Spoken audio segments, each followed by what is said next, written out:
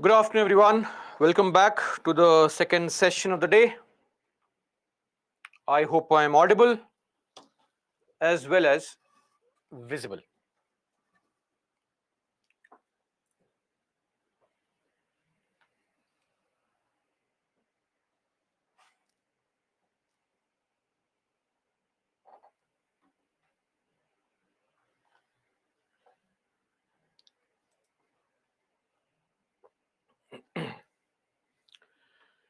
Okay, so I hope you've had your lunch. Nothing too heavy because we don't really want to sleep right now. It's a very important session, a very interesting one as well.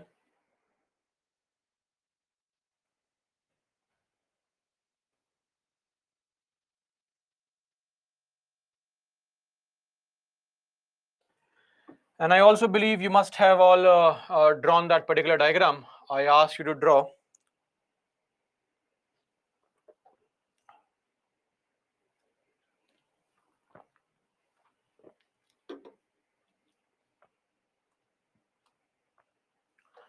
So if I make any reference, you'd be able to understand that. Okay, let's give others a minute more to join, and then we'll begin our discussion.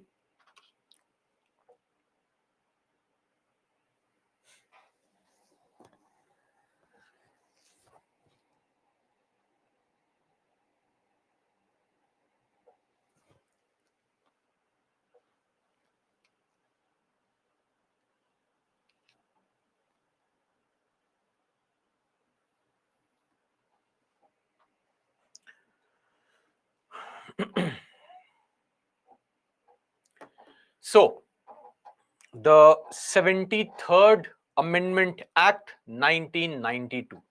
As I said, till 1992, we had so many committees and commissions to give recommendations on how to improve the conditions of panchayats, but nothing was mentioned in the constitution apart from this Article 40, which said that we have to have DPSP, we have to have village panchayats, and we should also provide them with functions. That's it. So finally, also to ensure uniformity of structure across the country, we had the provision for the 73rd Amendment Act 1992. That was a provision. So we had a three-tier system and four institutions were set up. What was a three-tier system? The three-tier system is the Gram Panchayat, the Intermediate Panchayat, and the Zilla Parishad. This is a three-tier system. Yes or no? And what are the four institutions? Gram Sabha, Gram Panchayat, Intermediate Panchayat, Zilla Parishad. Four institutions. And apart from this, we have added one ninth schedule, which contains 29 topics. 29 topics on which, or we have an 11th schedule, which contains 29 topics on which panchayats can be allowed to make laws. More on this later on.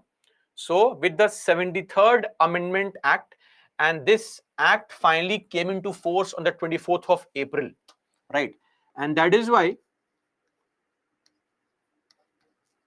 24th of April is celebrated as the National Panchayati Raj Day.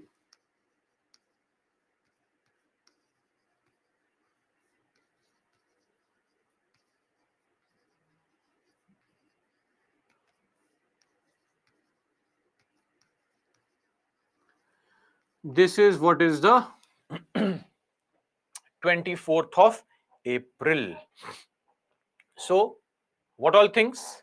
73rd Amendment Act, Part 9 was added. Articles 243 to 243O were added, and one 11th schedule was added. We already had 10 schedules. The 10th schedule, which is anti-defection law, was added through which amendment act? Please write immediately, don't waste time. The 10th schedule, which deals with anti-defection law, was added via which amendment act?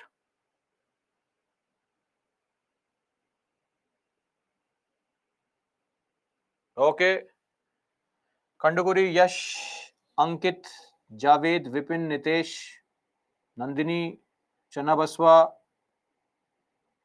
Dhaval, Janvi, Sundaresh. Others are not giving the correct answer actually. So you have mentioned the correct answer. Great. The answer is 52nd Amendment Act, 1985. Okay. Anyway, so now we have an 11th schedule as well. Now coming to this 11th schedule, there are some mandatory provisions. Some provisions are mandatory, and we have seen all that in the structure. I hope you remember the structure. It's right in front of you. So it is mandatory now for every state to have a three-tier system. What is three-tier system? Three-tier system refers to Gram Panchayat, Intermediate Panchayat, and Zilla Parishad. That is the three-tier system. However, this particular provision also has an exception. There is an exception. What is the exception? The only exception is that all those states with a population less than 20 lakhs, okay,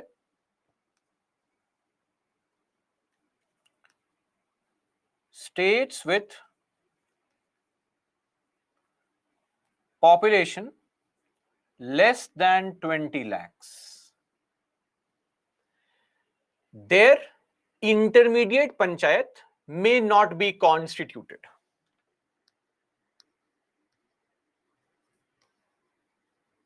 May choose not to create intermediate panchayat.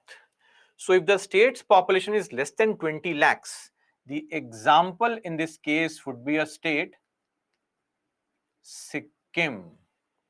When the population is less than 20 lakhs, then in that state you can have only two tiers. That is Gram Panchayat, Zilla Parishad. Okay, there would not be a need to have an intermediate panchayat. Then, very important, all the members, mind you, look at this phrase here, all the members of the panchayats at the village, intermediate and district levels shall be elected directly by the people. So people vote. In fact, lot of states have common voting. So what will happen is, you go to the polling booth, you will have a machine here, and there you will cast your vote. Your vote is cast in the favor of a ward member of your Gram Panchayat. Next machine, in some states, since you have elections which are directly held for the Sarpanch or Mukhiya, you can vote for the Sarpanch or the Pradhan.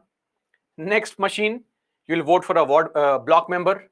Next machine, vote for Zilla Parishad. Some states have all the elections together. Then in some states, what happens? Right now, they have elections for the Gram Panchayat, member and chairperson. And after 2.5 years, or maybe after some time, next 2 years later on, or whatever time frame, at some other point of time, they'll have elections for the block member and the Zilla Parishad member. So these things can vary, but this is how elections take place. We go and cast our vote, right? All the Gram Sabha members. Who are the Gram Sabha members? The members of the Gram Sabha are the adult population of the Gram or the village, meaning 18 years or above. Okay. Then reservation of seats for SCs, for STs in every panchayat. I say seats, not members only, meaning chairperson as well as members. For SC, ST in every panchayat, and also a reservation for not less than one third, meaning minimum one third of the total number of seats for women. So we'll have reservation for SCs, STs as well as women.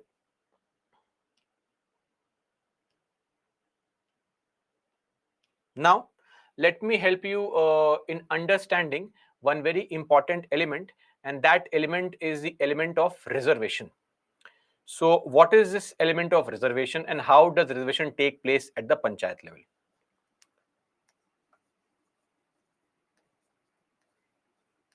Reservation. Reservation of two kinds: scheduled castes and scheduled tribes. This reservation is for members also. So, how is it? How many seats are reserved? It is based on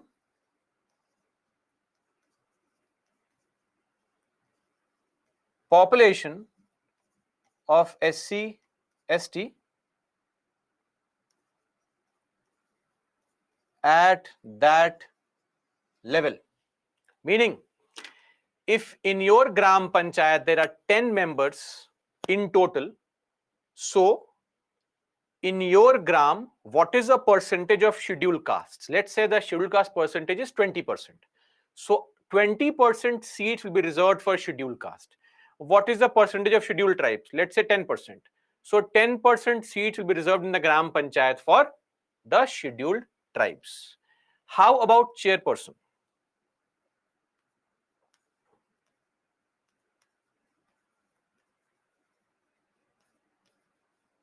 Chairperson. This is based on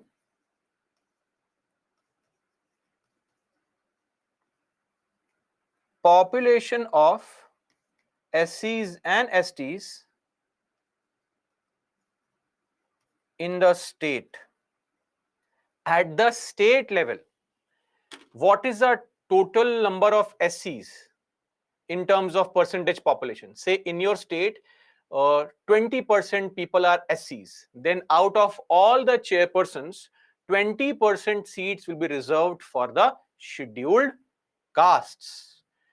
Say in your state there are 15% STs. So in the entire state of all the chairpersons, 15% will be reserved for scheduled tribes. Okay, this is the reservation for SCs and STs.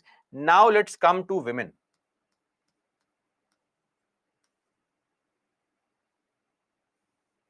Now see, as far as SC/ST is concerned, it's based on population. But for women, women are always half in population, around 50%, more or less. So, which half seats to reserve? For women, it is based on rotation. So, what happens is, I'll give you an example, please pay attention. So, we know that at least one third seats have to be reserved. Let's say there are some seats: seat A, seat B, C, D, E, and F. Seats. And here we have the year. Year is 1992, 1997. After, because elections take place every 5 years, here also 2007, 2012, 2017, 2022, so on and so forth. How will seats be reserved? What is the reservation? How much is it? One third, meaning 6 seats. In this example, 2 seats will be reserved. So in 1992, let's take an example that seat A and seat B reserved. R refers to reserved and O refers to open, unreserved or unreserved. C will be open, D is open, E is open, F is open. After 5 years, we'll rotate the reservation. So these two seats become open, anybody can contest. In these two seats, only women can contest. After 5 years, again, some other seats are reserved. After 5 years, again, some other seats are reserved. After 5 years, again, some other seats are reserved. After 5 years, again, some other seats are reserved. After 5 years, again, some other seats are reserved. This is how the reservation is based for women, rotation basis. Because if you fix the reservation that some seats are reserved for women, there'll be two problems. Number one, women in other areas will never be able to get the benefit. Number two, men in those areas will never be able to get a chance only to contest elections. So that is why reservation is based on rotation. I hope this point is understood by everyone.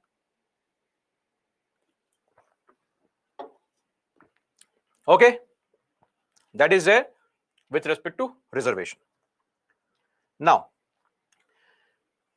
Panchayat elections are held every 5 years. Mandatory 5-year term of office, meaning elections have to be conducted every 5 years at every level.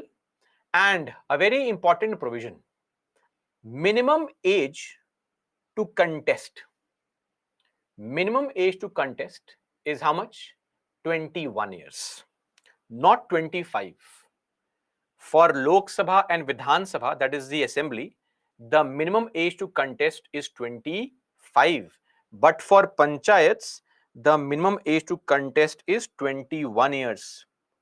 Just like in the UK Parliament. In the UK Parliament, the minimum age to get elected to House of Commons is 21, not 25 like in India.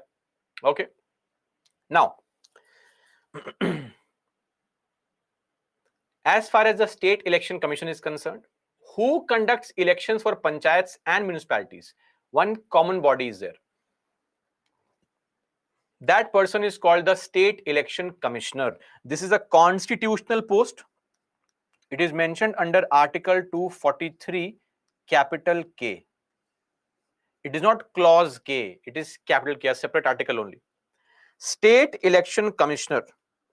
This person has the task of conducting the elections for panchayats and municipalities, and he or she is appointed by the governor, that is a state government only, but can be removed in the same manner as High Court judge. So we right now don't know how the High Court judge is removed. In the next weekend, we'll know that point also. But just understand for now that High Court judges are removed by the Parliament, not by the state government or the central government. Parliament has to vote with a special majority. So very interesting provision is there, right? The State Election Commissioner is appointed by the state government, but can be removed only by the Parliament. So state government has no control over removal of the SEC. Then we have Article 243I. So I'm sure you have covered your economics. So you are very well acquainted with something called the Finance Commission reports. So the 15th Finance Commission gave its recommendations recently, and that those recommendations were made by a body called Finance Commission, which is a constitutional body formed under Article 280.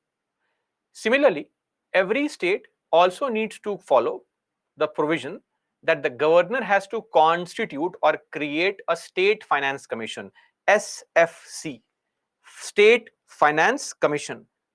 It is mandatory. After every 5 years, you have to create an SFC, the State Finance Commission. So, mandatory to have an SEC, the State Election Commissioner, and SFC, State Finance Commission. Now, what is a task of SFC? The task of SFC or the State Finance Commission is to give advice on what kind of taxes, what kind of duties can be given to panchayats. Advice on taxes to be given to panchayats. Number two, also advice on grants to be given to panchayat. These are the functions performed by SFC. That of the taxes collected by the state government, what taxes can be given to panchayat, what new kind of taxes can panchayat collect, all these things.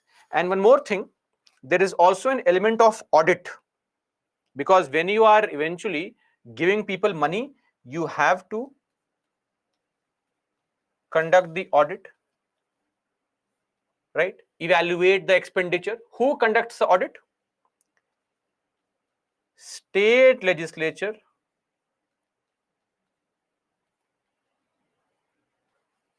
by law decides the procedure.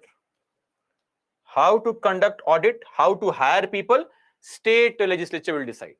So see, that is why we have a lot of optional provisions also, because eventually local governance is under state list. So we have left the states that you decide how to conduct the audit. Okay. So SEC, State Election Commissioner, what is the task of SEC? We have just mentioned very clearly. Task is to what? Function.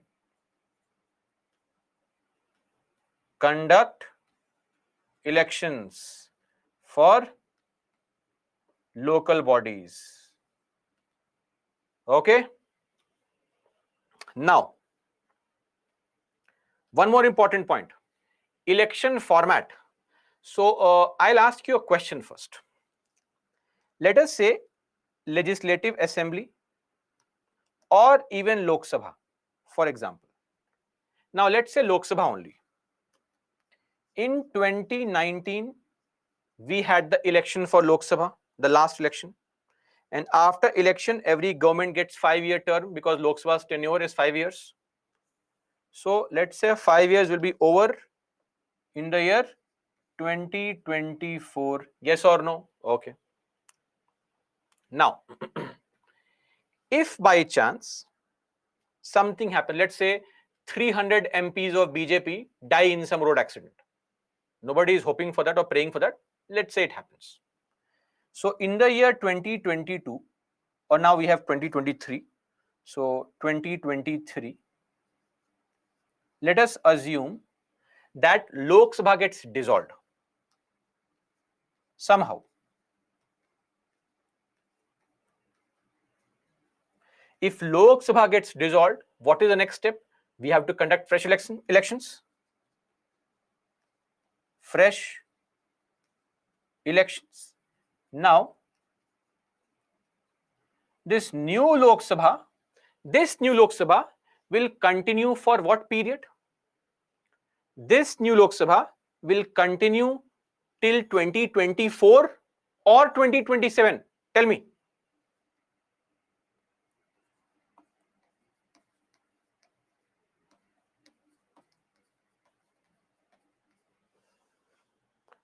I am launching a poll, giving you 10 seconds.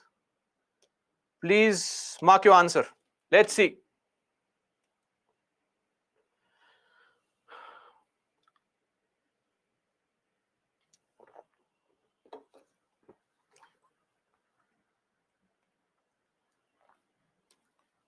41% have marked A as the answer. But I just said that every new Lok Sabha is formed for 5 years. I just made a statement that Lok Sabha gets a 5-year term.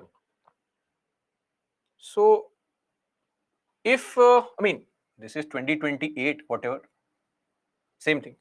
How can the new Lok Sabha get only remainder term? New Lok Sabha will continue, or let's draw here, continue till 2028.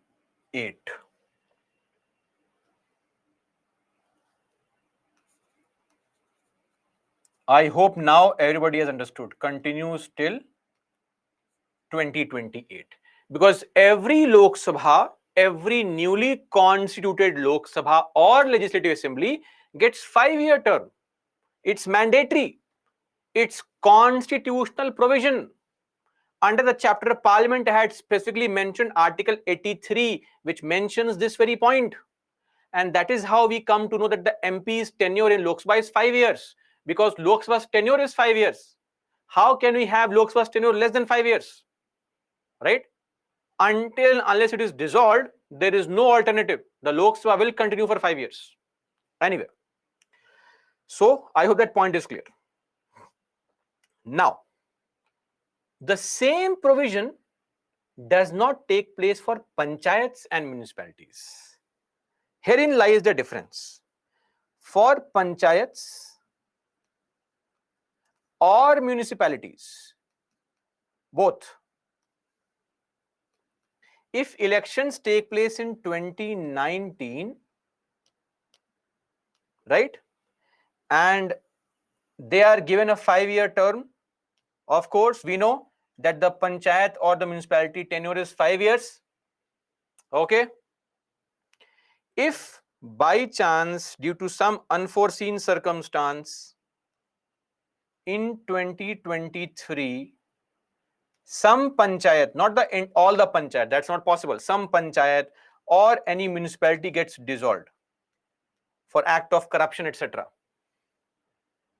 and we have fresh elections, okay, then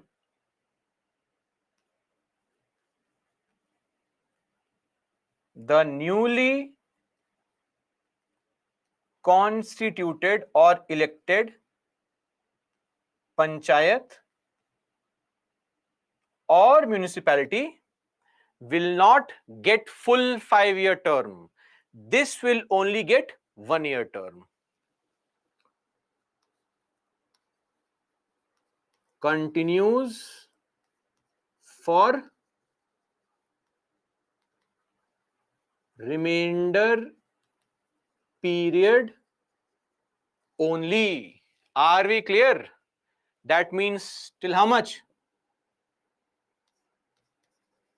Till 2024 only, not till 2028 or something.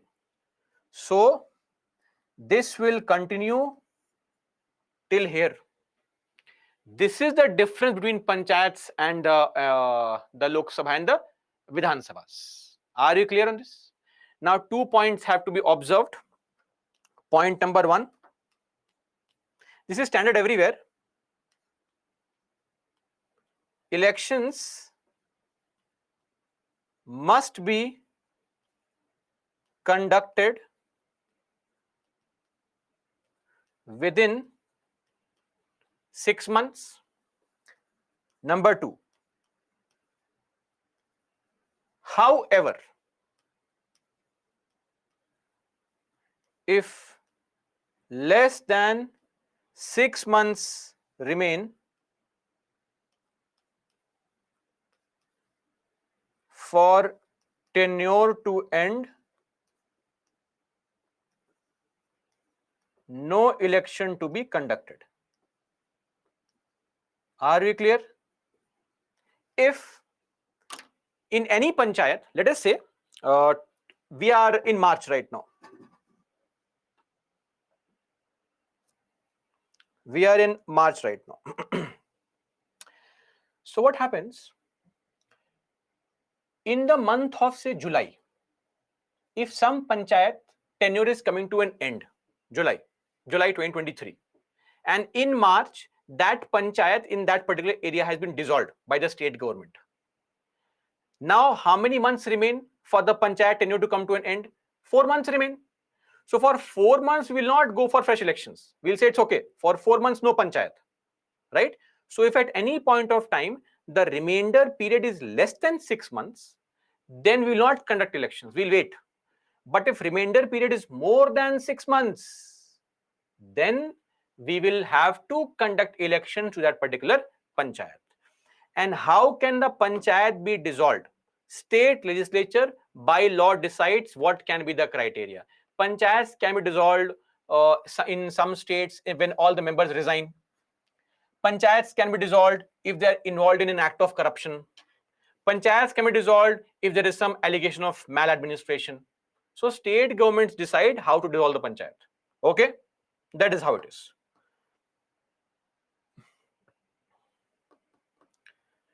Somebody says, Aniket, that in case of Punjab when Captain Amrinder Singh resigned, then Charanjit Singh Channi did not get a full year term. Of course, Amrinder Singh resigned and Charanjit Channi did not get a full year term. But you have to understand that the Punjab Legislative Assembly was not dissolved, right? A minister resigned. So we are referring to the dissolution of the house. All the MLAs have resigned. That 5-year term is over. In that case, if some MP resigns, let's say today Rahul Gandhi's seat is now vacant, by-elections are conducted, the newly elected person there, will he get 5 years? Of course not. He'll only get the remainder term. But if the entire Lok Sabha is dissolved, all the newly elected people, they get a 5-year term. That is why Lok Sabha is mentioned, not MP or MLA. Lok Sabha's tenure is 5 years. Okay, I hope this point is understood by everyone. Shalu, if 7 months remain, elections will happen. If 8 months remain, election will happen. If 6 months, 13 days remain, elections will happen. These permutations can go to infinity. If 6 months, 1 minute remains, what will happen? Election should happen ideally, right? Okay.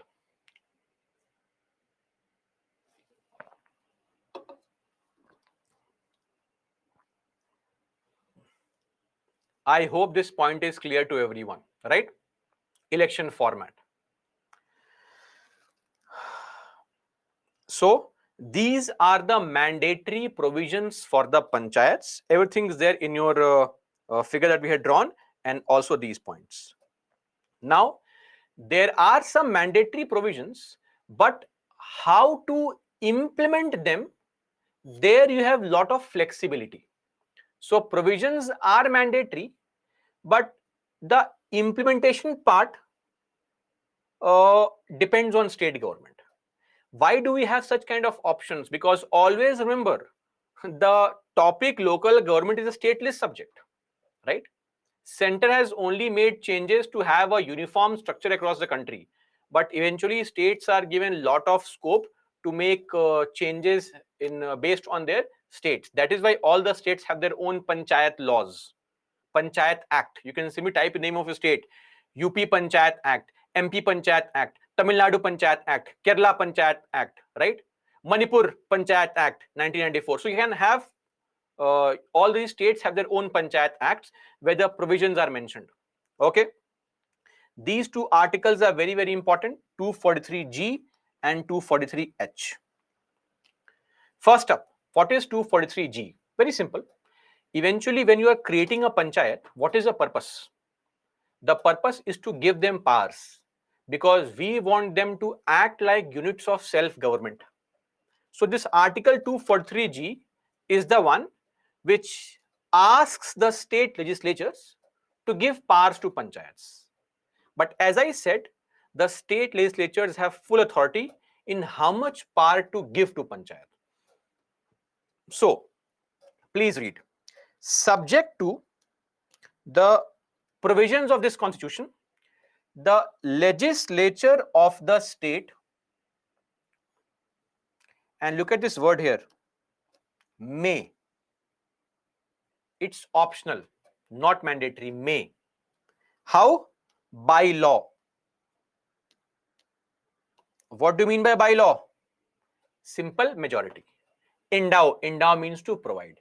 So state legislature may provide, it is not mandatory, may provide, endow the panchayats with such powers and authority as may be necessary to enable them to function as units or institutions of self-government. Okay, and such laws may contain provisions for the devolution of power and also responsibility to panchayats. Okay, so basically the panchayats can be given power to, number one, what? Prepare the plans for economic development and the social justice for that area, and also implementing schemes for economic development and social justice, which may be given to them by the state government. On what topics? On what topics can panchayat be asked to perform some functions? If you want to know those topics on which panchayats can be given powers, those topics are mentioned in the 11th schedule of the Indian Constitution. I'll repeat. State legislature may give powers to panchayats, or functions can be given to panchayats to perform, right? May, by a law. And what all functions can the panchayats perform? If you want to know those topics are mentioned in the 11th schedule of the Indian Constitution.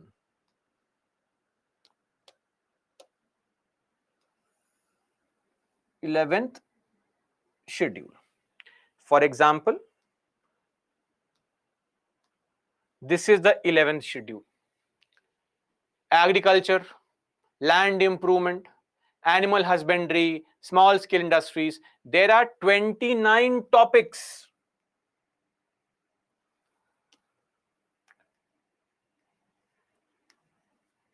29 topics. We call them functional items.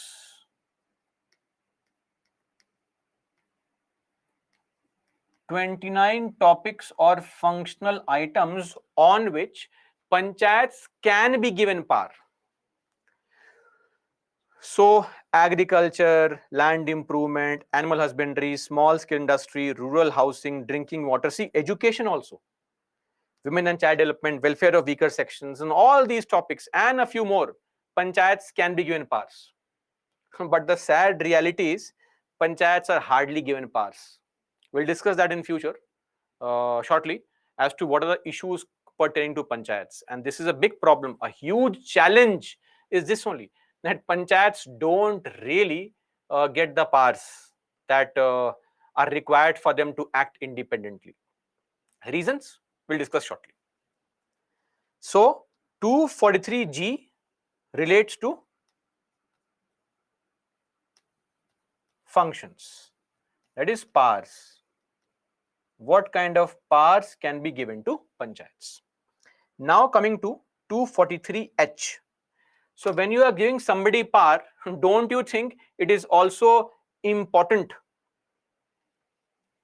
to give money? Without giving money, how do you expect the person to perform a function?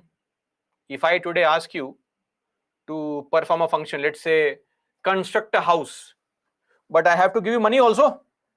If the government asks you as a district magistrate, please improve the condition of schools in your area, all the kids should be taught computer right from class 1 or class 2, whatever.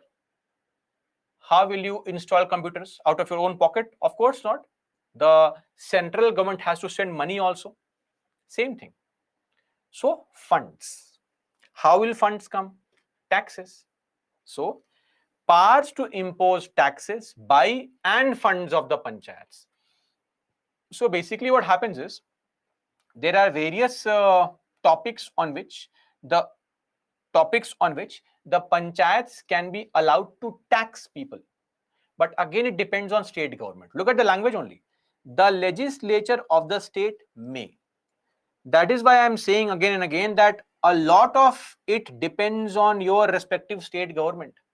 How efficient or effective your panchayat is, your state government's intention, motive, interest, etc., determines the importance and the effectiveness of your panchayats. Okay, some states devolve lot of functions. Other states don't devolve functions. They think if I give functions to panchayat, I will lose my importance only. So the legislature of a state may by law authorize a panchayat to levy. Levy means to impose, collect and appropriate such taxes, duties, tolls, fees, etc. And some limits also are decided. What kind of tax can panchayats collect? Example. What kind of taxes do panchayats collect? Tax on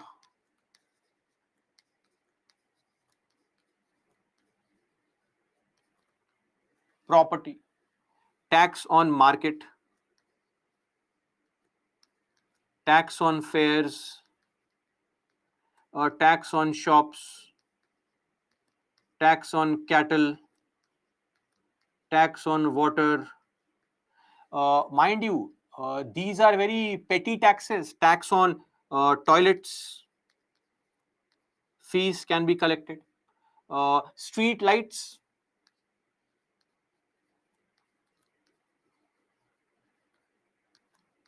etc. That's it. House tax, property tax, water tax, street light tax. This is a very petty tax. That is why panchayats don't have a lot of funds. They depend on the state government for funds. So, the legislature of a state may also assign to a panchayat such taxes, duties, tolls, fees, etc. that the state government is collecting. So, state government collects excise and all, it receives GST and all. So, out of what they receive, how much do they want to give to panchayat? Who decides? State government decides, or the state legislature decides. Number 3, providing for making grants in aid. Free money. Sometimes if a panchayat is performing very well, take 50 lakh rupees, go enjoy. Grants in aid. Mind you, it's grants in aid, not grant in aids. That will mean something different only. So the plural of this is grant in aid is grants in aid. Okay. Now, D. Like center has a CFI where all the money comes, state has a CFS where all the money comes, Consolidated Fund of India, Consolidated Fund of the state. Similarly, the state legislature can also provide for constitution of funds. So a fund can be created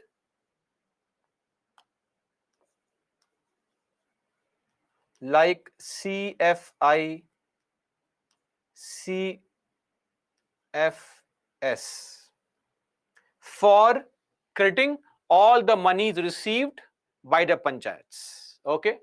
So maybe think of it as some kind of account where all the money is being kept. This kind of account can be created by the state legislature. So 243G deals with funds, 243G deals with functions, 243H deals with funds. Two very, very important elements based on which the performance of a panchayat depends are functions and funds. Now, there are some optional provisions also. As we have discussed earlier only, giving representation to MPs, MLAs, of course, plus MLCs. Who decides? State legislature by law, optional. Providing reservation for backward classes, OBC reservation, it is optional. What is OBC? Other backward classes, not castes, classes. Okay.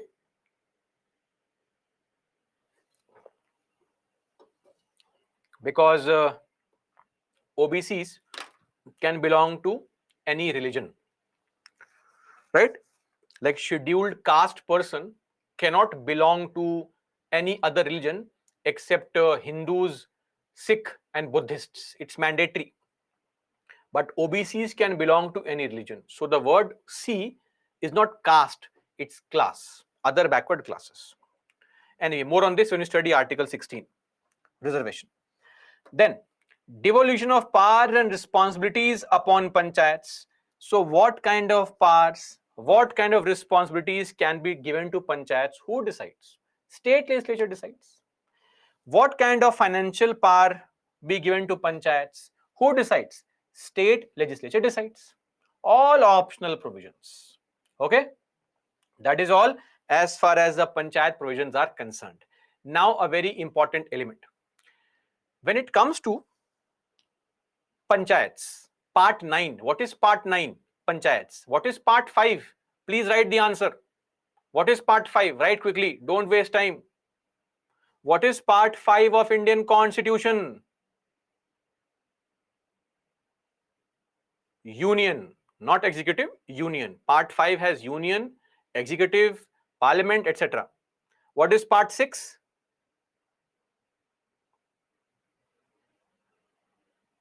Okay, part 6 is states. Part 5 is union, part 6 is states. Similarly, part 9 refers to what? Part 9 refers to panchayats. So this provision of panchayats, that is part 9. So these are things you can use in your answers. Instead of writing panchayat provisions, write provisions of part 9. Impress the evaluator. He or she goes crazy. What genius person knows everything? So these are the ways to impress the evaluator, frankly. So panchayat provisions are not applicable to certain areas. Okay. So number one, panchayat provisions are not applicable to Schedule 5 and Schedule 6 areas. This is under Article 243M. Okay. Schedule 5 areas are small areas in 10 states across the country. States of Andhra Pradesh, Gujarat, Himachal, Telangana, Rajasthan, Maharashtra, Odisha, Jharkhand, MP. How many? 9. Chhattisgarh, 10. 10 states. And Schedule 6 areas are in 4 states of Assam, Meghalaya, Tripura, and Mizoram. We'll discuss these once we are done with our judiciary and elections. We'll discuss Schedule 5 and 6 areas. So in these areas, panchayat provisions will not apply. But if you want to apply Part 9 or panchayat for these areas also,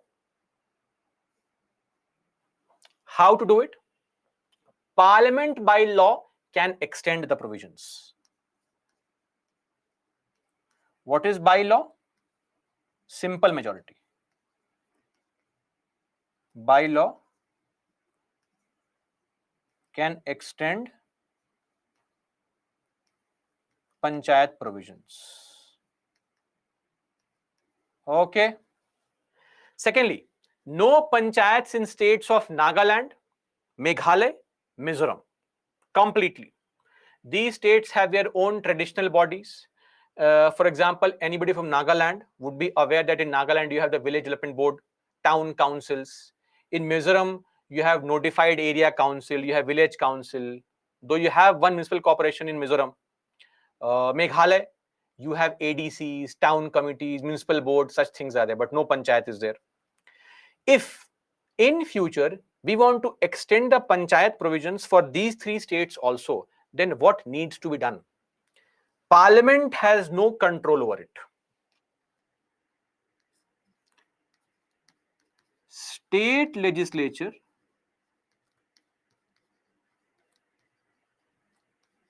by special majority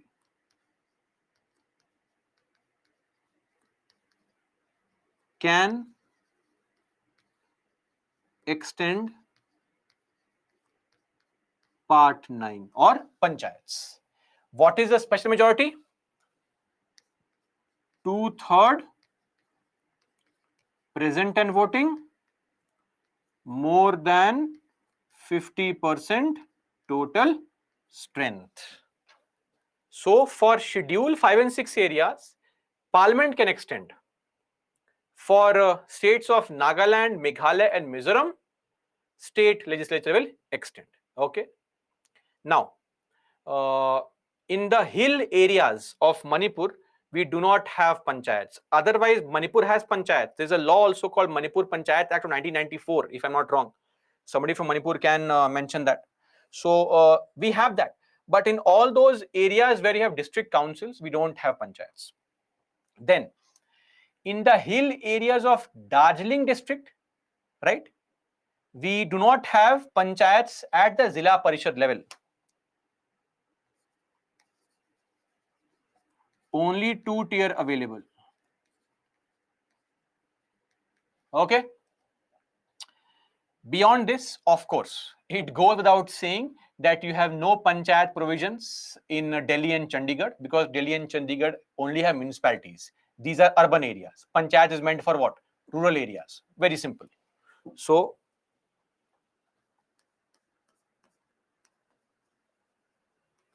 Delhi, Chandigarh, no panchayats, only municipalities. Okay. Then, of course, we have seen just shortly in the case of Sikkim, there is no intermediate panchayat.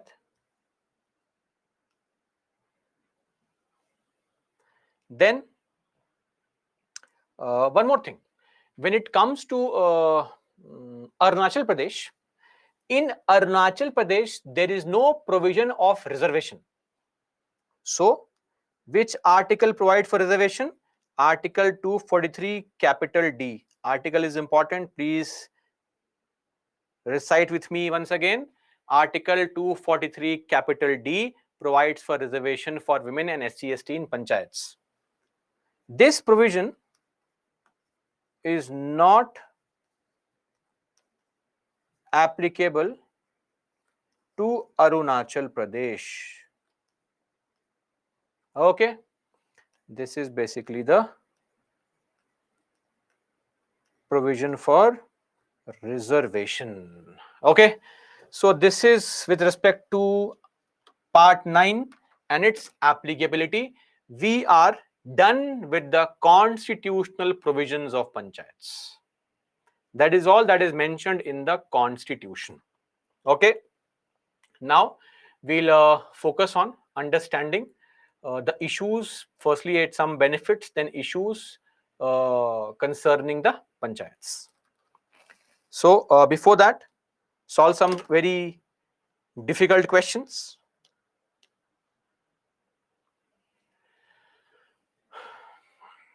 Oh, I'll give you 30 seconds. Please mark your answer.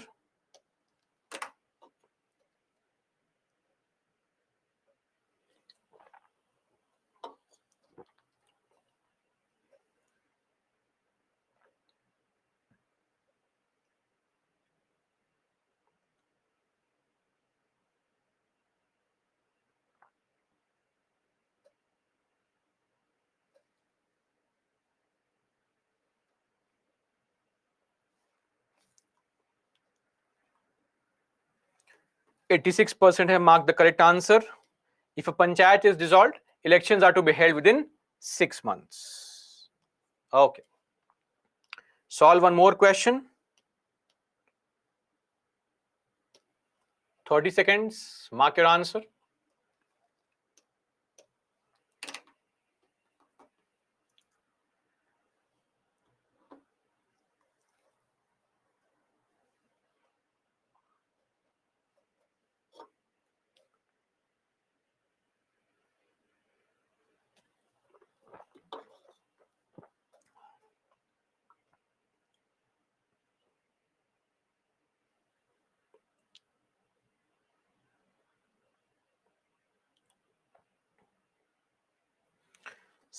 %76 have marked B as the answer. Very good. The minimum age prescribed for any person to be member of panchayat is how much? 21. This is wrong. One is wrong. Remove these two. A panchayat reconstituted after premature dissolution continues only for the remainder term. We have seen this also. B2 only. Great. One more question. Solve, please.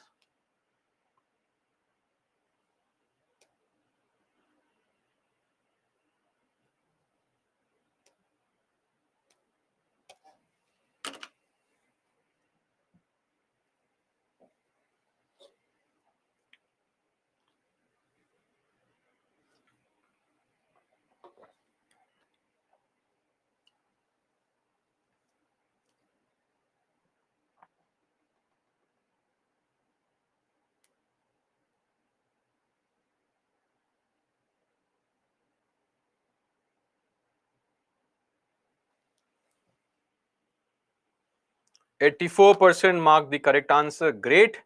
Which of the following authorities makes recommendations? Makes recommendations. Why will the ministry make any kind of recommendation? Ministry will give orders only. These two can't be the answers only. I have not taught you DPC, so it can't be the answer. SFC. Which of the authorities makes recommendations to the governor of a state as to principles for determining the taxes and duties which may be appropriated by the panchayats in that particular area? B is the right answer. Great, amazing. Okay. Now, coming to the panchayats, see, before I help you understand the issues pertaining to panchayats, let me firstly also help you understand that the panchayat provisions have changed the governance landscape in the country drastically. See that there are some very clear-cut benefits of panchayats. To give you some very basic facts,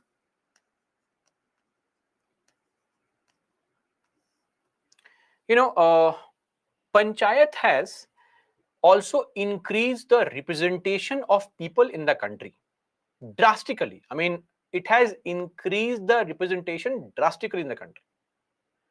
We have in our country currently, GP stands for Gram Panchayat, 2.7 lakh Gram Panchayats.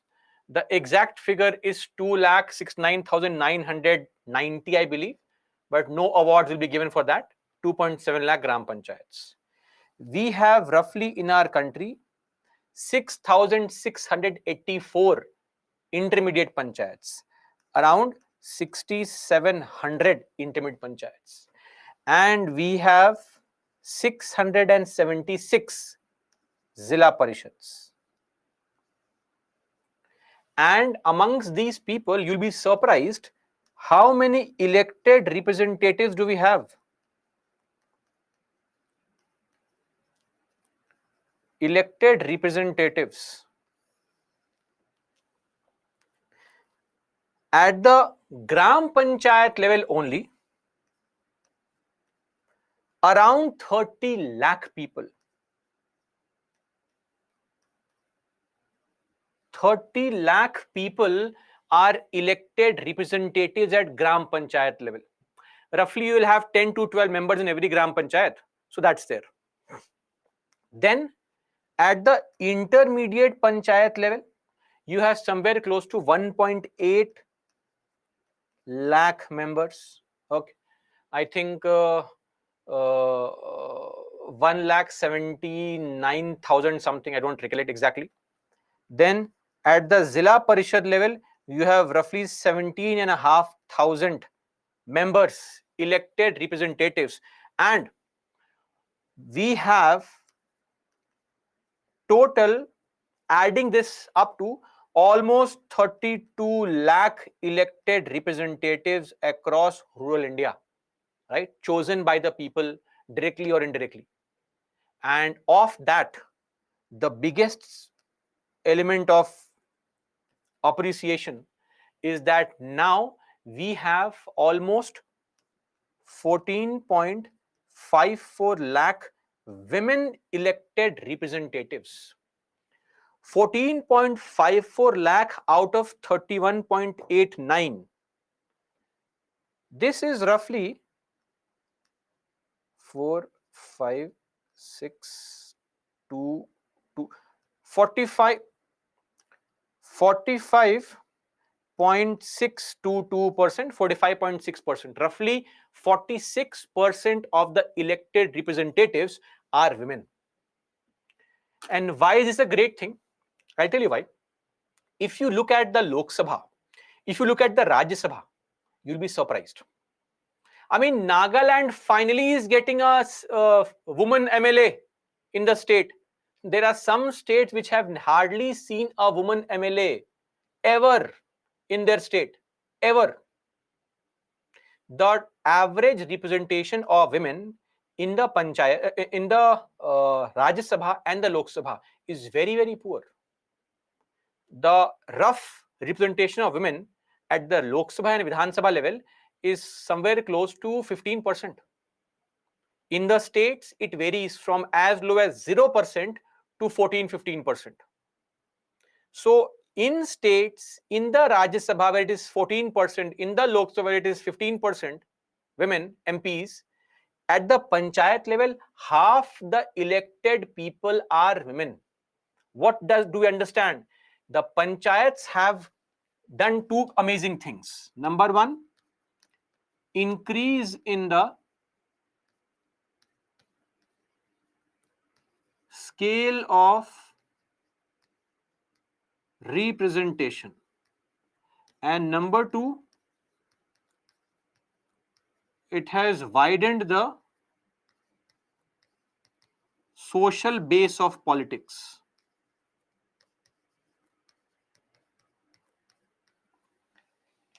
including scheduled castes, scheduled tribes, even OBCs, and of course, in whopping numbers, women. This is what we are referring to when we refer to panchayats, right? It has drastically increased the representation of all these communities from handful of numbers to running in lakhs of people. That's the advantage of panchayats. Anyway, so these are some advantages, of course, beyond some other significance we'll be studying towards the very end. But panchayats have their own problems as well. This is a Gram Sabha meeting. This image that you can see is actually a Gram Sabha meeting that is taking place in a village. Now, what are the fundamental problems of PRIs in the country? PRI stands for, before you ask, Panchayati Raj Institutions.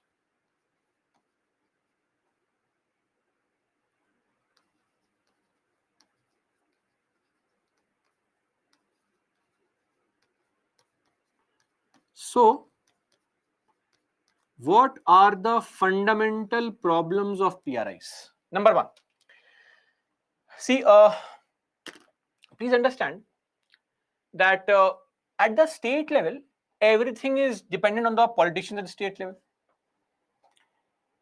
If you are a politician at the state level, and you know very well that I can go to the masses and I can make false promises that if you vote for me, I'll do this and that for your village, I'll bring electricity, education, all this, roads.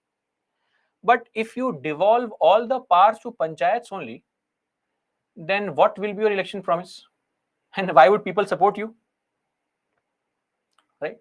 So, it has also been seen that our politicians are not really much in favor of devolving the powers to panchayats for a simple fear that their status will be lost. Now, if you as a politician go to a village to seek votes, giving a speech in a rally, people will say, why do I need to come and sit here? My panchayat member will help me out. You please, I don't want to vote and all. My panchayat member is there. He performs all the tasks. We'll get our work done from panchayat. So they, just to maintain their supremacy, maintain their importance, they don't give devolve powers, control. And this is one very serious problem that is there in our country.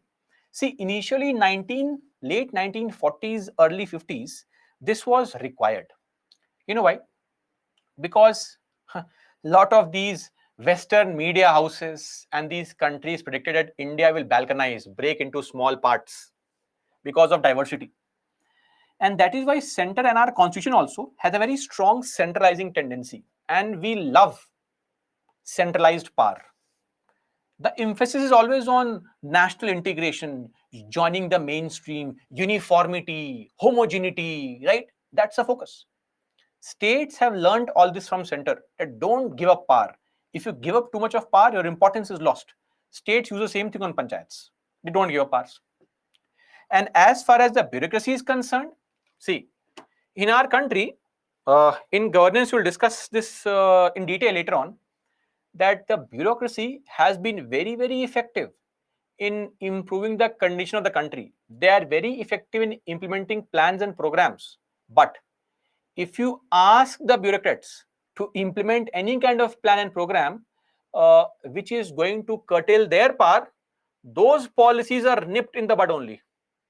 They have no interest in implementing those plans and programs, those schemes which take away their power, sadly. So this is a very big problem. They don't like sharing power. And panchayats are a level of governance where you have to give up powers, sharing of power with the panchayat members. And you'll be surprised. See, we think it is unthinkable if the state CM, state minister, forget ministers, MPs, MLAs, they go to a district magistrate, the DM will meet them immediately, stand from his desk also sometimes to meet the MP, MLA. But don't we know that these Gram Panchayat members, Block Panchayat members, keep on sitting outside the, forget DM, BDO's office for hours and hours, waiting for the BDO Sahib to look at them for once and get their problem addressed.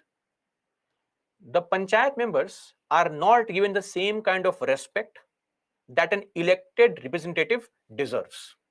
And the same bureaucrat is fully willing to give the same respect to an MP or an MLA. That is a problem.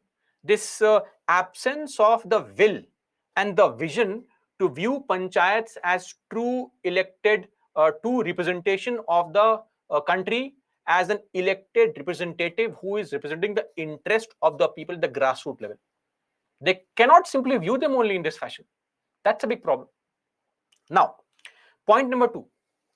I mean, the entire concept of panchayat, you'll be surprised, has boiled down to not governance, delivery of service. But panchayats were not created to deliver the government schemes and programs and policies. But we are so in tune with this idea that what is the task of panchayat? Government makes a scheme, implement properly. For implementation, you can hire officers. Why do you have elections? Elections are held so that people can govern themselves, make their own policies, make their own programs. If every policy is made by center and state government only, then the panchayats are only left to do what? To implement the program, identify the beneficiary. Is that their task? Then where is self-government? But if you wanted to actually implement the programs properly, hire better officers, send them to villages. They will implement the programs properly. The whole point of self-governance is I should be given the opportunity to decide on what I want in my area.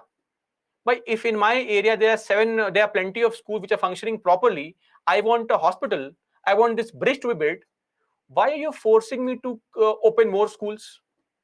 I don't want schools right now. I want this bridge right now. Or maybe I don't want a hospital right now. I want something else right now. Well, let me also decide. But no, center says this is a scheme, implement it. So the entire context of panchayats has been, undermined to a very small frame, narrow context of service delivery, delivery of services, implementation of government schemes. That is all that panchayats are left to do.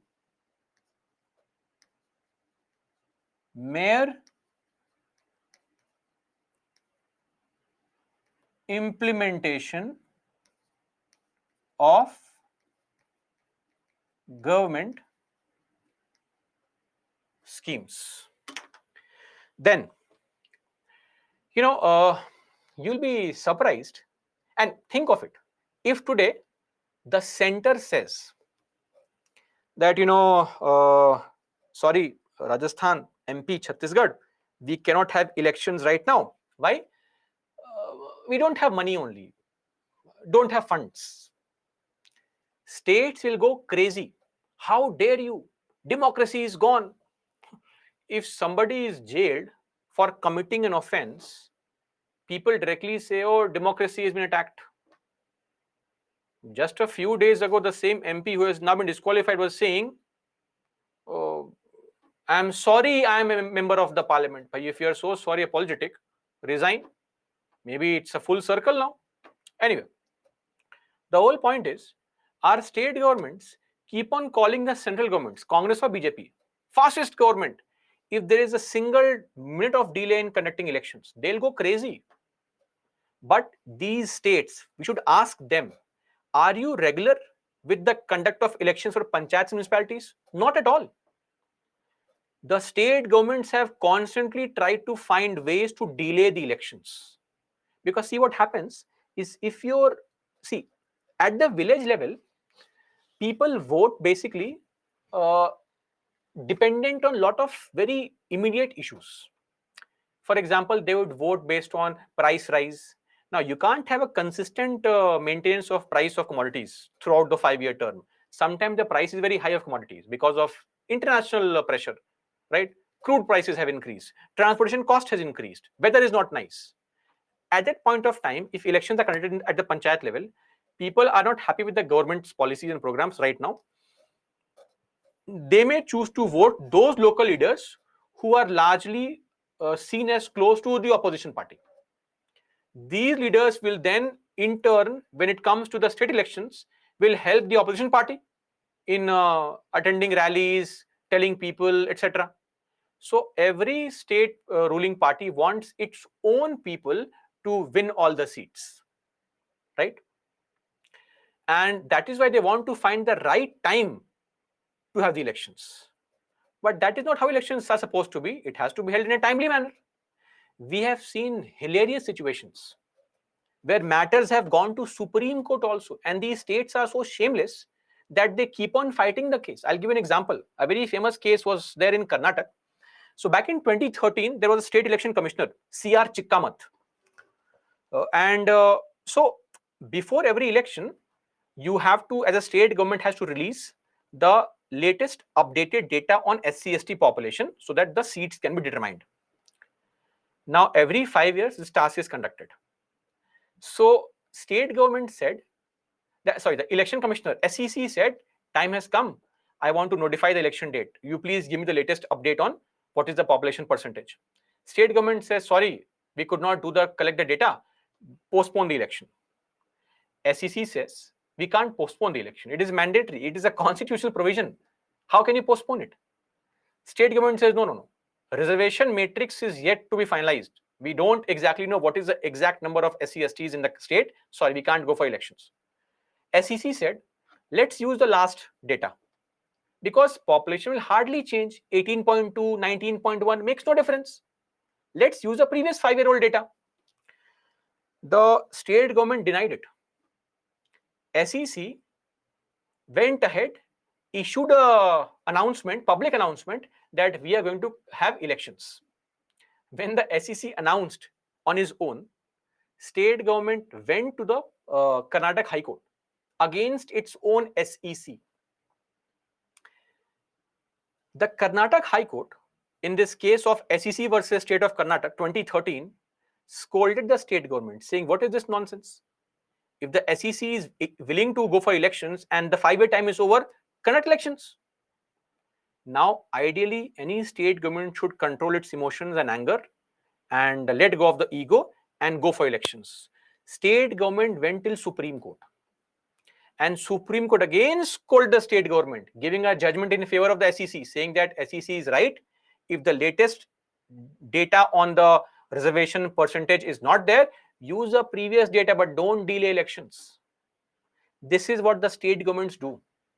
In 2006 also, Supreme Court had scolded the state government that please don't do all this nonsense. Right? Kishan Singh Tomar case, 2006.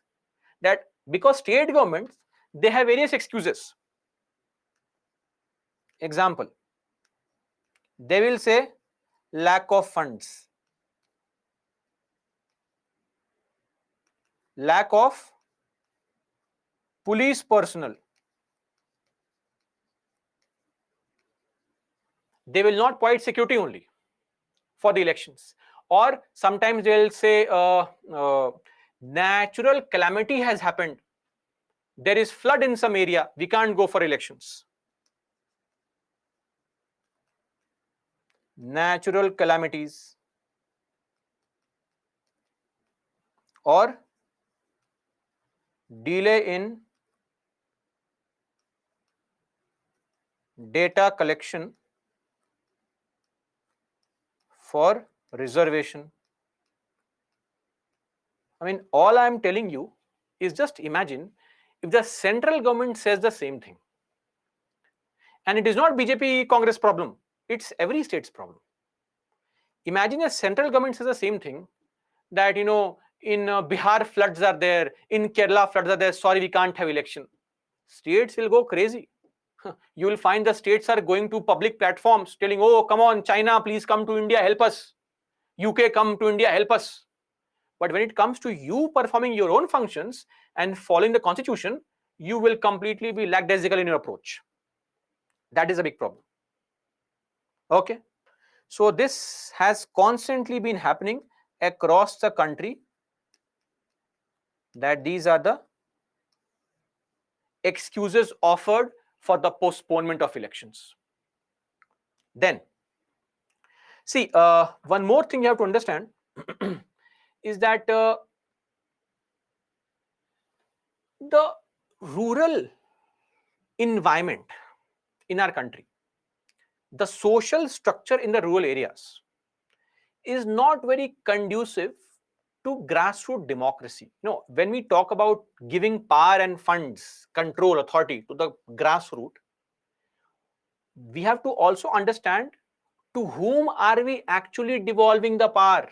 Will it end up with all the people, or will it end up lining the pocket of rich and elite only? So the social environment in a country, we say, is governed by a triad. What is this triad?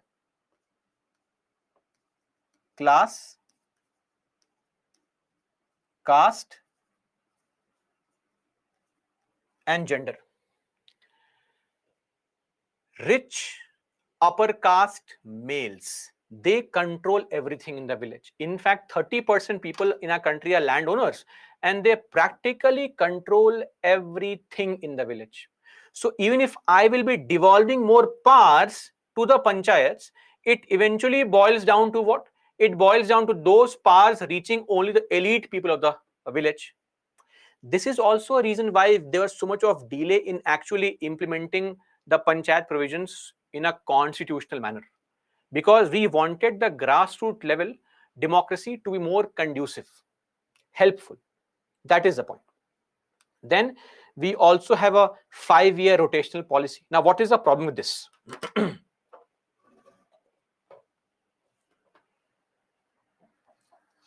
See, rotation policy is the reservation policy for women. Okay. When it comes to the rotation policy, one big issue that women face, and please understand this point. Let us say I am getting this seat reserved for me, and I will contest from here 5 years. But I also know very well, after 5 years, this seat is going to be unreserved, open. And we have seen that normally from open seats, women are very rarely able to win the elections, right? So I know very well that this time I am going to go for elections, but I know my tenure is 5 years only. After 5 years, somebody else will come. I have no opportunity. I mean, why does an MP or MLA perform? They perform because there is always an opportunity to get re-elected. But if I know very well that this is my only 5-year tenure, then what do I do? Why will I put in any effort to develop ties with the people of the area? I have no interest, right? That is why the 5-year rotation policy also is a problem, because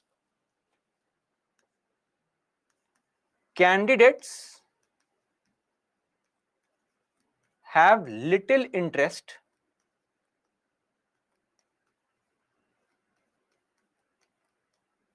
in performing functions. They don't want to establish ties with the local people. What's the point? After 5 years, somebody else will come. My chance is over.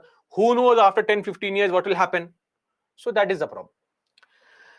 Then, problem of proxy candidate. So all those people who have seen this movie or series called Panchayat, and those who have not seen this would also know very well, a very simple concept is there. There is a concept called Panchayat Pati.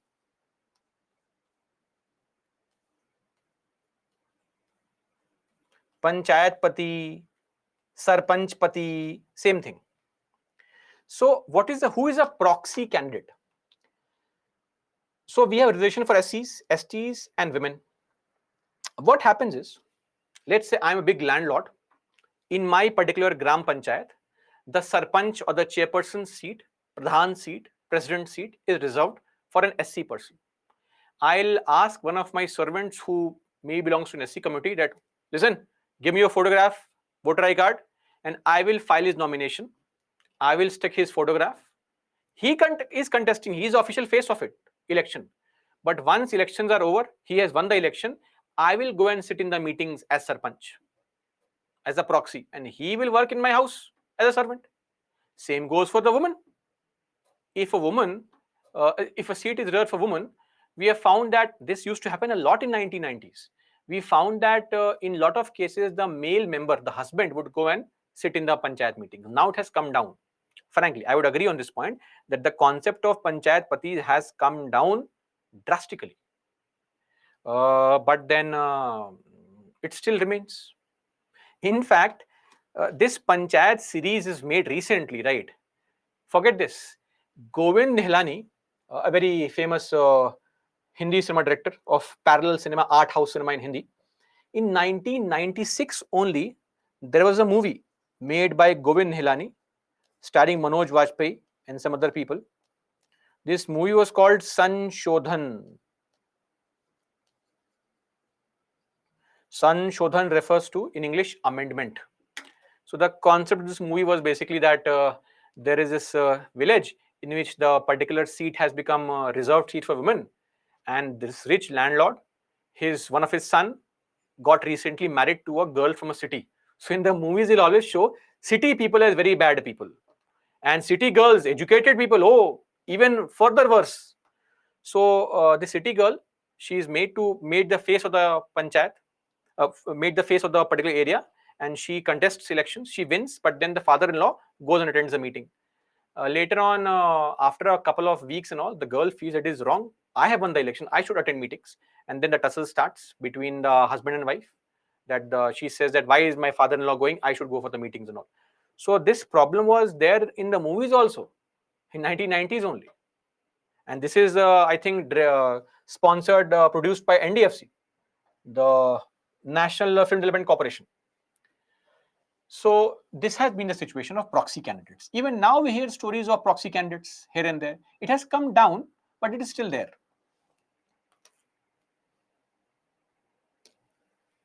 Then creamy layer has benefited more. Creamy layer meaning what? Rich and elite. What is a creamy layer? Creamy layer means socially advanced people. If you take milk, cream floats on the top of milk. That's where the creamy layer concept comes from. Somebody at the top. So creamy layer normally refers to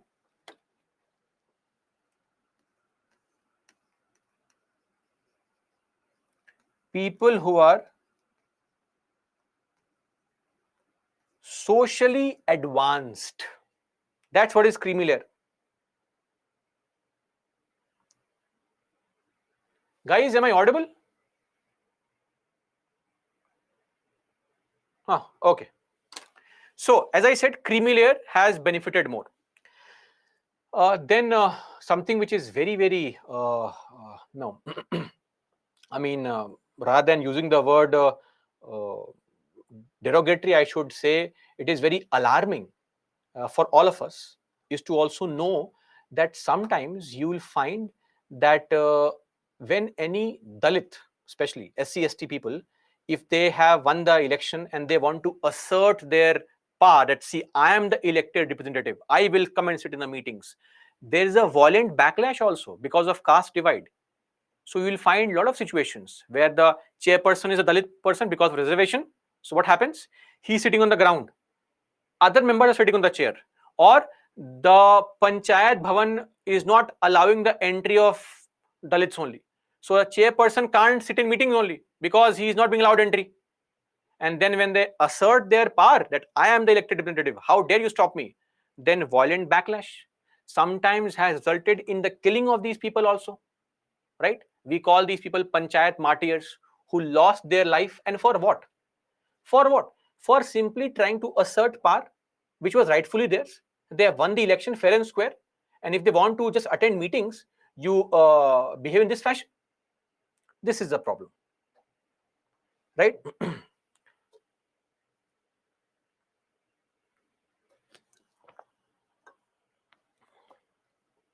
So this is a very serious cause of concern. And then there is something called restrictive qualifications. Now I'll ask you a very simple question, and you be the judge of that. What is an educational qualification to become an MP in the country? Nothing. What is the educational qualification to become MLA in the country? Forget that. Prime Minister? Forget that. Governor? President? Vice President? Election Commissioner? CAG? There is no educational qualification. But look at the audacity of these state governments. They amend their panchayat laws and they create qualification. So these are called restrictive qualifications, meaning a qualification which restricts people from contesting elections. For example, education qualification. Or very interesting, two-child policy. If you have more than 2 children, can't contest elections for panchayat municipalities. Or the policy of having a functional toilet in your house. What kind of policy is this? I mean, see, we'll say, sir, educational qualification is justified. Definitely. But why don't we have that first for MPs, MLAs? You want to have educational qualification at the ground level? And if after 75 years of independence, somebody is still not educated, is it their fault only, not the government's fault? Who are you penalizing? The people? And what is this two-child policy? Look at our great MPs, MLAs, ministers, chief ministers of some states. I remember a case where a chief minister of a state had gone to a show, KBC, and he was shown a photograph of his family with all the kids. That former CM could not remember the names of his kids. 11 kids. And when you ask him, sir, why so many kids? I was in the opposition. You joke about it. You find it funny and hilarious. And imagine states like Haryana have passed the education qualification. For a general category, 10th pass. For women, 8th pass. For SCs, 6th pass, etc. And when you are passing such proposals, in your own state legislature, there might have been some MLAs who are not educated.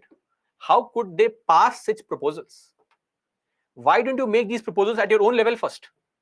And then you go for the panchayats and municipalities. And what is this two-child policy? Why don't we have this at your level first? And this functional toilet, meaning if you have a functioning toilet in your house, only then can you contest elections. Why? What if I don't have a functional toilet? I use the community toilet on a daily basis. Then, so these are restrictive qualifications. And these should not be there. In fact, if you have any kind of arrear in a cooperative bank, you can't contest elections.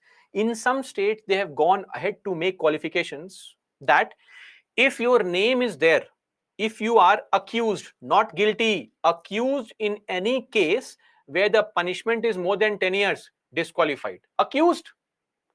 And here our MPs sit in jails and win the elections. This is not justified. There has to be equality. So this is there. And various states. I mean, this child policy is there in Andhra Pradesh, Chhattisgarh, Maharashtra, Odisha, Rajasthan, Telangana. Education qualifications are there in Chhattisgarh, Haryana, Odisha, Rajasthan. You will have the functional toilet qualification in Sikkim, Punjab, Uttarakhand, so many states.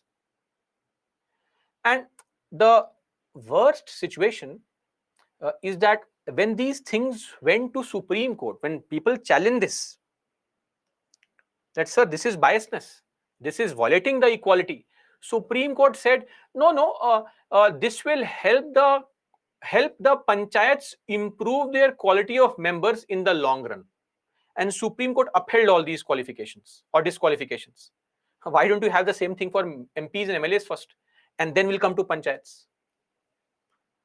Supreme Court has upheld these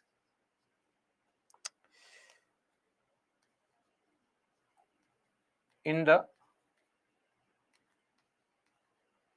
Rajbala case 2015.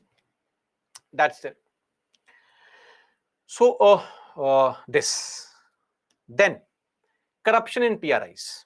Now, see, when it comes to PRIs, there is blatant corruption, and frankly, corruption is something which is standard problem across the country. Now, I won't say India is the only corrupt country and all, despite our rank.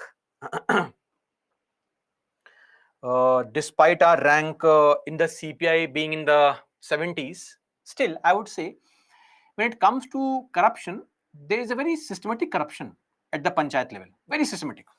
I'll give you a simple example. So money comes from state government. State government, some minister is sending the funds. Funds are sent, yes or? When the minister is sending some funds along with the MLA and all, some money is taken off, some percentage is removed from here. My cut, I'm transferring money. Money goes to DMs, people like you. Now you will think, hey, I have invested so much money in education, in clearing the examination, and your kids also want to purchase iPhones. Your spouse also wants great things in his or her life. You also siphon some funds, goes to BDO. Don't BDOs have kids? Don't BDOs have spouses? They have their emotions. They want to spend money. Some money is siphoned off from here, goes to the panchayats. And please, don't think that the panchayat people, oh, villagers, golden heart. That's not true. Corruption can be anywhere, and corruption can be done by any person. The panchayat members are, what is the salary of a sarpanch? What do you think? 15 lakh rupees per annum? No. Salary of sarpanch, you'll be surprised. It ranges from 2,000 rupees to some state like West Bengal has recently passed a modification that they'll be providing salary of 12,000 rupees also. That's the salary of a sarpanch, chairperson of Gram Panchayat. It can range from 2 to 6, 7,000. In most states, they are given 4 to 5,000 rupees only monthly. And nowadays, the amount of money required to win the election, it is upwards of 10, 15 lakh rupees. You have to bribe the voter. Voter will not turn out only on a day of voting. It's very common practice. 1,000 rupees, 2,000 rupees. Now, no voter accepts 500 rupees. They all want pink notes. Everybody wants a pink note only. So when you are spending 20 lakh rupees to win a panchayat election, the salary is hardly something. You are relying on government for funds, and then you will siphon off funds from there. This happens here also. And one very big problem, the panchayat members, they have the powers of taxation. They will never use the power.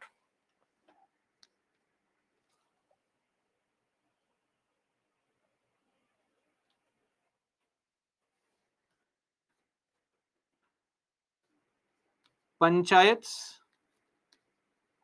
not using, why? Why don't they use monetary powers?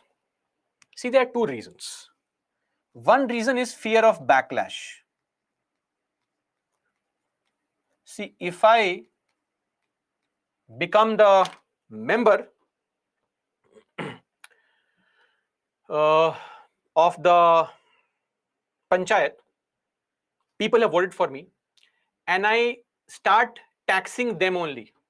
Will they vote for me again? They'll say, oh, we voted for him, and this fellow is imposing tax on us only. Collecting tax because of water tax, road tax, all. What is this nonsense? Wrong person. Choose somebody else. So I know very well, if I try to impose tax on my own people, they'll not vote for me only. Fear of backlash is there. I won't tax people. Let it be. I'll wait for government for funds. Second and very important reason is the fear of accountability. See, when it comes to, take your example only. On YouTube, You have so many free videos of lot of people coming and giving you gyan on cracking jokes, etc. Right? And you watch it on YouTube Shorts. Amazing. Waiting for the next video also. But, and no problem there. But here, if in the class, say a faculty stretches something, putting out some effort to teach something extra, takes more time, right? Or maybe there's some delay in the class starting, right? Any such issue, light issue, sound issue, you will raise a hue and cry. Why? Because you have paid money. And it's very genuine also. There's nothing wrong in that. When we pay money, we want to hold the people accountable. If I start cracking jokes here for 15-20 minutes, you will say, my money is being wasted. But if I crack jokes on YouTube free of cost, amazing. So when we pay money, we expect accountability. There's nothing wrong with that. It's standard human tendency. It is very right also. Same thing. Imagine I have invested, I have imposed tax on somebody. Now I am going on a morning walk, right? The neighbor comes running to me and says, sir, wait. Last month I paid 12 rupees as tax. Why is the road not built? That is what is going to happen. So I think, why should I impose tax on people? Why to waste money and all? Let it be. We'll wait for funds to come from the government. And people also think it's okay. See, if the funds come from government, good for us. If the funds don't come, we were living our life as it is. What's the big deal? They continue to be happy. And so are the panchayat members happy. So this is also a problem. Then continuance of parallel agencies and parallel programs. So we have so many functions given after we have so many functions to be given to panchayats under Schedule 11. Rural development, health and sanitation. You'll be surprised that rather than giving those funds to functions to panchayats, governments form bodies, parastatal, parallel bodies, and those bodies perform the exact same functions that ideally the state government should have given to panchayats. For example, there is a body called District Rural Development Agency, DRDA, across various states. Look at the name of the body, Rural Development. Sir, ma'am, this body is meant for panchayats. Why have you formed this body? You could have very well given the functions that this body is performing to the panchayats only, but no, you want to control everything. Or District Health and Sanitation Society. Health and sanitation is a part of panchayats, but we feel more comfortable in not devolving funds, but waiting, not devolving functions, but creating a parallel body, and we are comfortable as state governments to give the functions to those bodies, but not to panchayats. And same thing is happening for these programs also. Don't we have in our country programs called MP Local Area Development Scheme, called MP Lads? Similarly, we have a scheme called MLA Lads, MLA LADS, Local Area Development Scheme. Is it not there? Where we are willing to devolve money to these MPs and MLAs, and then they can make recommendations, right? Up to 5 crores, but we will not give money directly to the panchayats. That is a problem. As I said, it all boils down again to this very point. Are you willing to accept panchayats as an effective body of governance at the local level, or you still feel that no, I want to control everything? It all depends on this particular nature of our politicians only. Then increasing criminality and rampant use of money and muscle power. So we are just 5 more minutes now. And now what we have seen is that there is this new era where money and muscle power is being used constantly in the elections. Money and muscle power. What is muscle power? Criminality. Criminals, goons being hired, harassing people, come on, vote. Or money power, bribing the voters. This is what is happening. Because you want to control the power, get a seat there, because if the government sends funds, 5 crore rupees, you know very well, I will invest 20 lakh rupees and I will make 1 crore rupees. Great investment scheme. Cryptocurrency will not give you such a kind of return, guaranteed return, that what is giving at the panchayat level. This is a problem. And we have also seen politicians at senior levels who are contesting at MP MLA level, they come and want to control the local bodies. Domination of senior politicians. Why? I mean, let the panchayats deal with their own issues. Why are you involved here? You're a senior politician. Just because they understand that this is my vote bank in future, they want to manage and micromanage everything. But panchayats were meant for people to address their own issues in a small area. Self-governance, right? That's it. Imagine you're playing gully cricket and suddenly Virat Kohli comes and says, come on, I'll also be a part of a team. What? How will you play now? Simple. So senior politicians being part of such meetings, etc., it deviates the entire purpose of the meeting only. And organizational structure of panchayats is inadequate. So we have in fact, there is data. The Rajiv Gandhi Panchayat Sashaktikarn Abhiyan also says that in our country, 21% of the panchayats don't have a functioning building. Panchayat Bhavan is not there.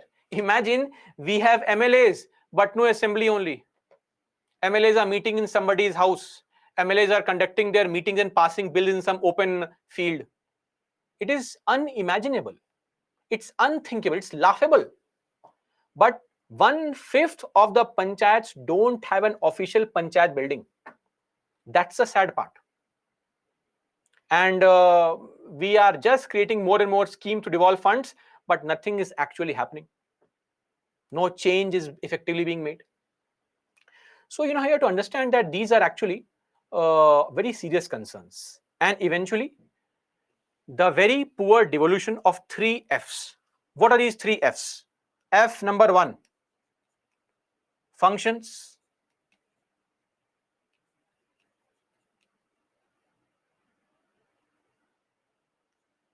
Funds.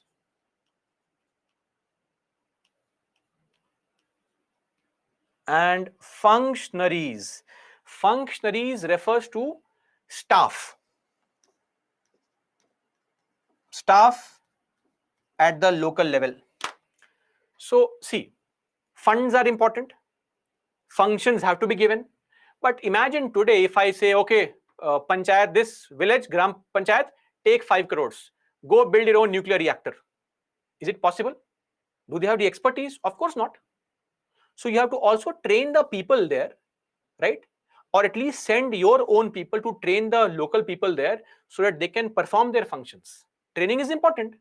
There is a knowledge gap and deficit, but the state governments are willing to create parallel body to perform functions, but they will not train those people there, as if training them will empower them, so it will go against the state government.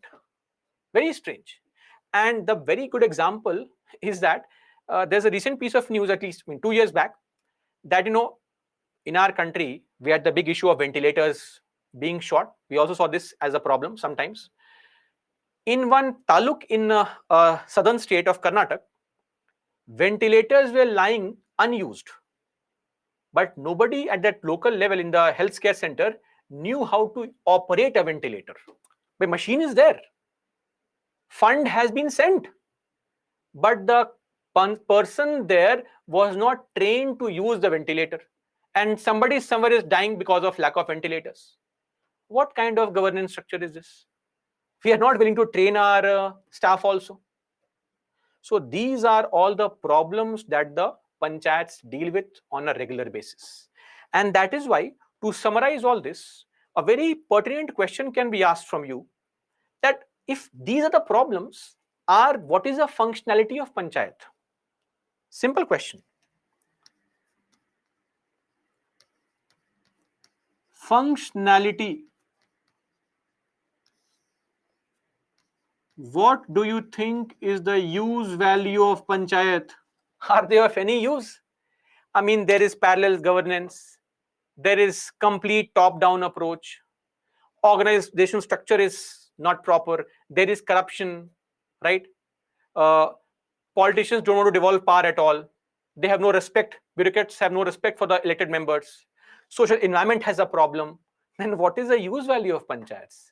Are we even are we even able to effectively use panchayats for development, or is it just for showcase? So Gandhian philosophy is there, so we have to have panchayats.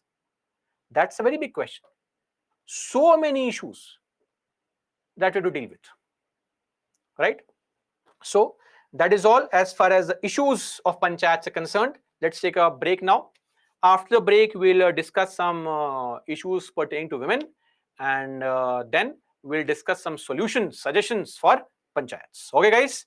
So break, please. Be back at what time? 4:10, and then we'll continue further. Break till 4:10. Break, please, guys.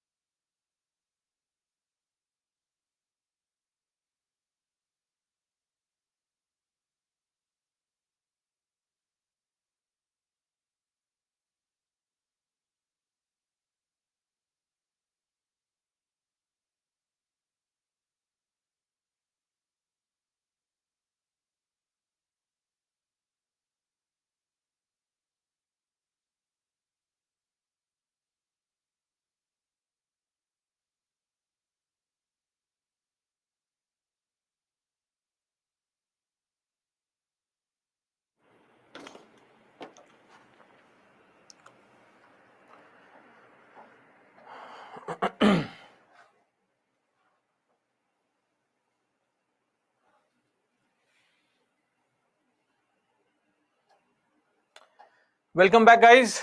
So I hope we are back from the small break.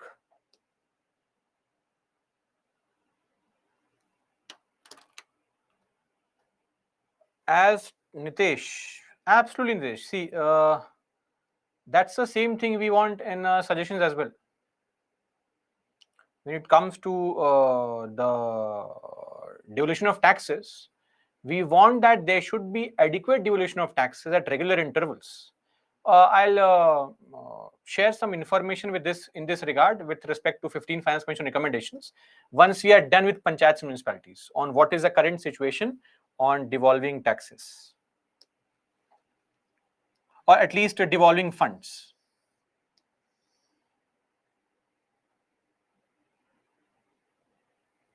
Yes, Kunal, in such a situation, the entire council resigns, right? And a new council is formed, no problem, right? So they have to take the oath again. That's it.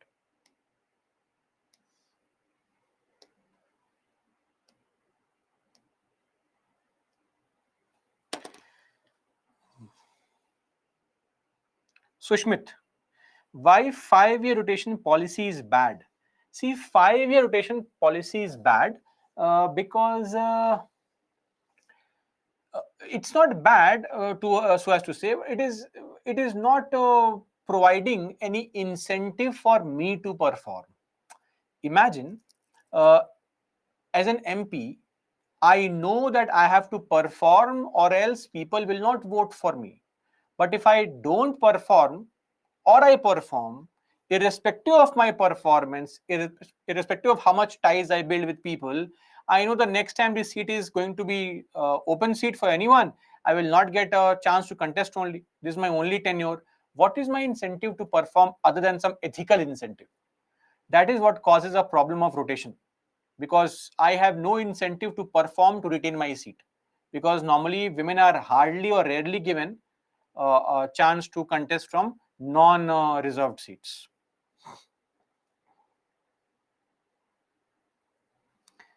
Shalu, violent backlash against assertive Dalits. As I said, Shalu, that if any Dalit wants to be assertive, wants to exercise the authority that has been bestowed upon him by the constitution, if he gets elected, let's say as a chairperson because of reservation or whatever, he wants to come and take part in the meetings. But maybe in that particular village, the culture is such that the scheduled caste person is not allowed entry into places, or if the other upper caste people are sitting somewhere, the scheduled caste person will not be allowed to sit at the same level. So this causes a problem. And if some Dalit wants to be asserted that no, it is my right, I have to be treated equally, I will come and attend the meetings, I will enter the Panchayat Bhavan, then they may also have some kind of violence against them. They may also have to face a threat of violence against them. Uh, Nitesh, taxes are distributed between center and state. They can be distributed along the same lines also. My point here is that we do have a structure now in place, at least now, wherein based on the performance of the panchayats, money will be devolved. So more on this when we study the recommendations of 15 Finance Commission towards the end of our discussion. So some kind of visible structure has now been put in place based on the performance of panchayats. That is there. So how effective it is going to be is best left for the center to decide or the states to decide. But yes, some kind of structure is coming up slowly. Shalu, if the president resigns before completion of his term, then new elected president for the country. So if the election takes place, the new president will get 5 years. Creamy layer has benefited more, Rani, in the sense that when it comes to creamy layer, that is why we have to know constantly pay attention to all the points, because I always explain all the points in detail when I teach. So creamy layer has benefited more because whenever you devolve any kind of fund or power at the grassroots level, it eventually is going to reach those people who are controlling authority in the village. It may not reach everybody. So basically, whoever has the power is actually making the most of it, right? So, for example, if we reduce the corporate tax, if we improve the business environment in the country, will you benefit more or Ambani's benefit more? Of course, Ambani's. So even when the government takes some positive steps, you have to be in the authority to have some true benefit from the positive steps. So to derive benefits also, you need to already be stable and be in such a situation that you can extract maximum benefit from that particular policy, right? Okay. Devolution is an English word which means to provide for at the lower level.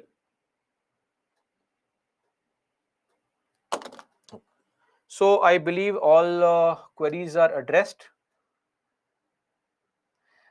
Shiva, SC/ST rotation, SC/ST reservation is rotational only for chairpersons, not for members.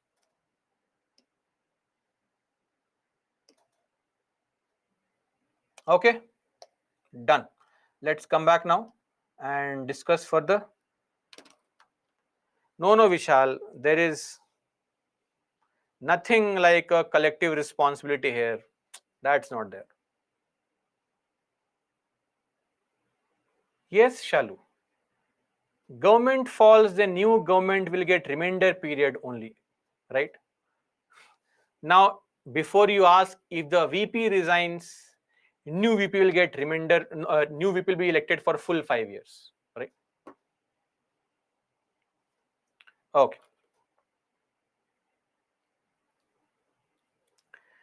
Jay, don't they announce funds before providing funds? Yes, the announcement is made. Are you keeping a track of announcements? I'll ask you a simple question. Am I keeping a track of announcements? If we as educated people are unable to keep a track of announcement of funds, and we cannot track the funds right from the release till the last point, there are so many levels, we cannot track all the levels. It is impossible. At various levels, marginal amount of funds keeps on getting siphoned off. That is why we have to be very, very sure of transparency, mechanism. So we have e-gram Swaraj Abhiyan, where you have details there, but the details are not regularly updated. That's a problem. Arjun, there is no problem if education is compulsory. My only concern is, why is it not compulsory at the MP and MLA level first? That is where bigger policies are being decided, right? That is where more technical governance is happening. At the panchayat level, the governance is largely not very technical. So at levels where governance is very technical, we don't really have education qualification, but we expect education qualification at the levels where governance is not very technical. Okay, now moving on to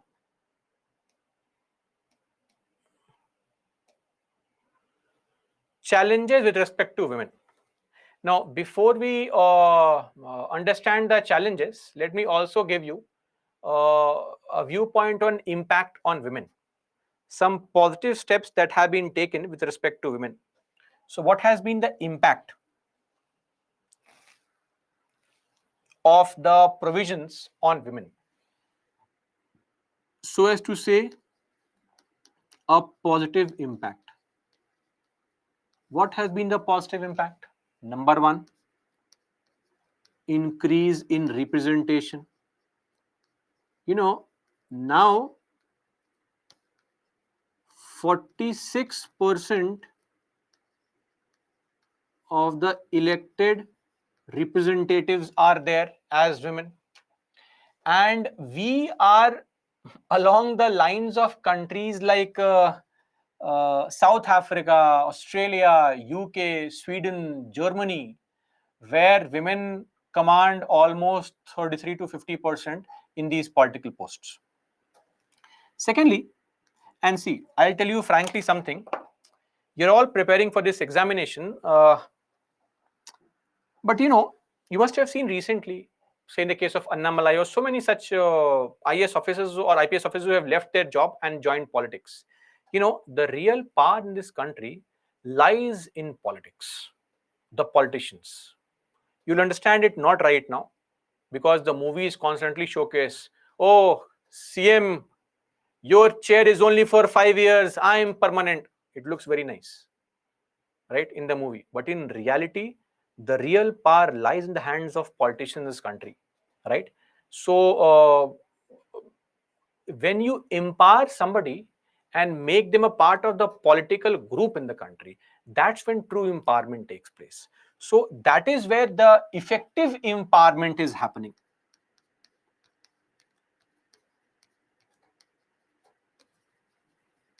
Effective empowerment.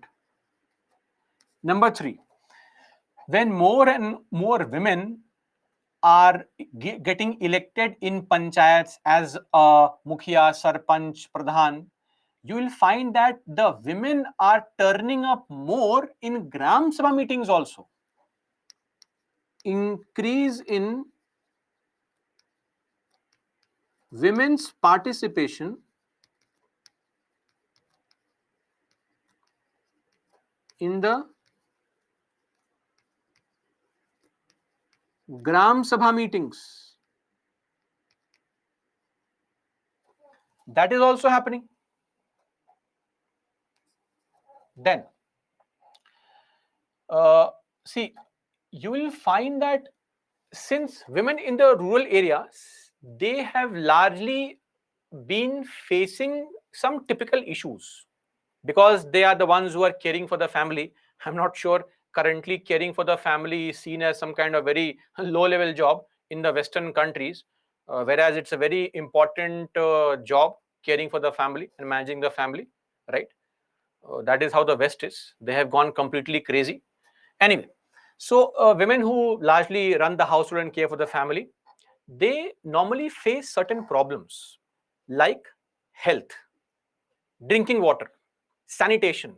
And because of poor quality of drinking water and sanitation, the kids, the family health gets affected, and women have to bear the brunt of now managing everything, right?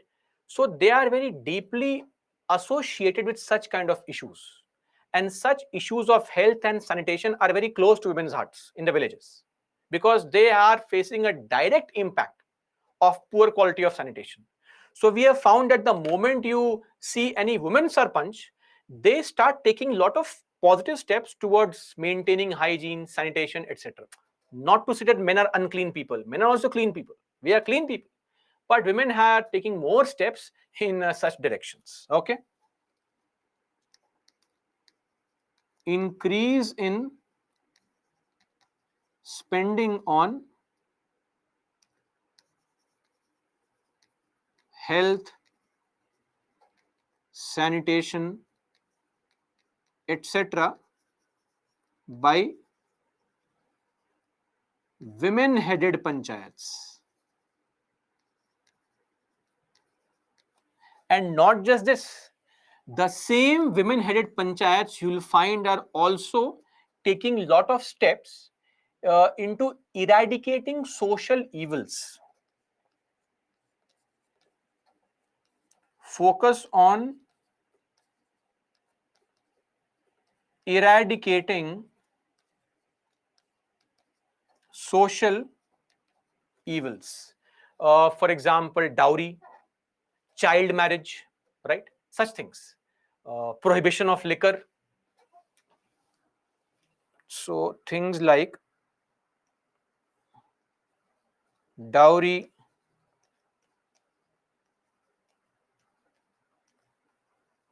child marriage, etc. Example. So these are some of the positive impacts that we have seen on women. Now, challenges. So it is always very disheartening to make such a statement, but frankly, this is a very standard thing that women face across not just India, across the globe. And it sounds very crude, but this is a reality. whenever any question is going to be asked in the main examination on challenges faced by women, two problems are standard for women, and you should write these two problems. Number one is the security concerns that women face, be it at a micro level or a macro level, be it security with respect to physical abuse, violence, etc., or mental trauma, etc. Secondly, women always have had this idea put up on them that you have to manage both the house and the work. So the problem of dual responsibility is always there. I mean, to a lot of people here, I mean, you can always ascertain and certify this fact that even if your parents go out of town, the burden to say prepare food or keep the house clean is always somehow falling on the shoulders of the girl child. So the girl child has to make sure that things are proper, and no such expectation from the male child, right? So this problem of dual responsibility, that see, you are working as a panchayat member, great, but when I come back home, I need the food on the table. Sorry. So whether you are a panchayat worker or not, I don't care. As a husband, I want food on the table. This kind of issue is constantly there across the globe for women. So dual responsibility, managing the work, managing the home as well. Even now, managing studies, home as well. Then security concerns, then limited exposure. That's also there. See, women in the villages don't travel outside much. And because of that, limited exposure also results in limited knowledge. Because of which, women are less assertive because they feel, oh, I don't know much, I have not traveled much, right, far and wide, so maybe I should keep quiet in the panchayat meeting and all. Then lack of motivation and support. Lack of motivation and support from the family members, and not just family members, even your peer group, the colleagues in the panchayat, they also do not support the women members much. In fact, if a woman wants to give some suggestions, they may laugh it off. Oh, sit, relax. Don't get too excited. What are you suggesting? These kind of statements do affect the morale of a woman in the meeting a lot because she has already struggled and has come to that situation. So, see, the life of women in the rural areas is slightly different from the life of women in the big urban cities, right? So, what we see on social media, as women harassing men, dowry act being misused and all, this is largely limited to a very small group of women who have a lot of knowledge and are misusing those provisions. But a large group of women who are living in villages are still suffering the same plight, right? That's there. And I'll tell you something. One more big problem that a lot of women face, and you women sitting here will also face in future, is the difficulty in accepting women in roles of authority.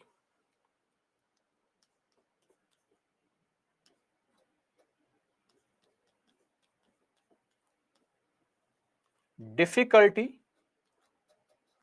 in accepting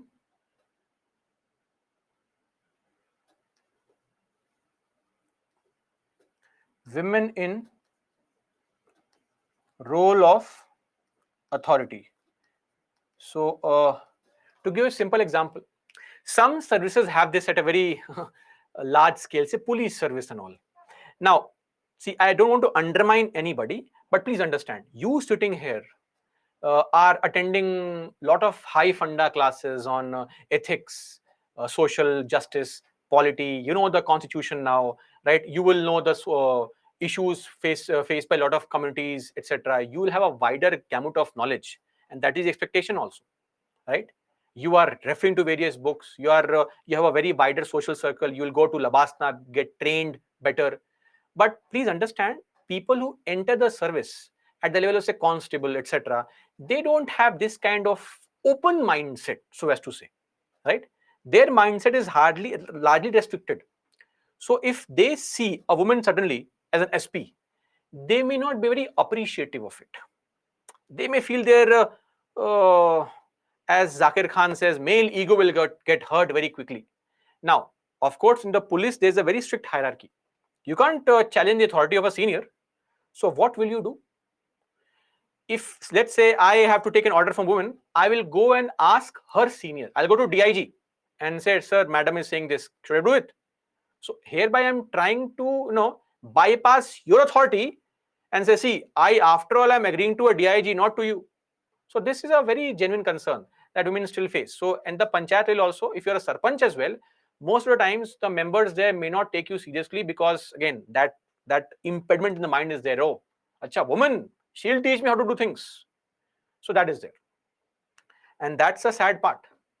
Uh, all the fathers nowadays, they want their girl child, oh, come on, grow up, do whatever you want.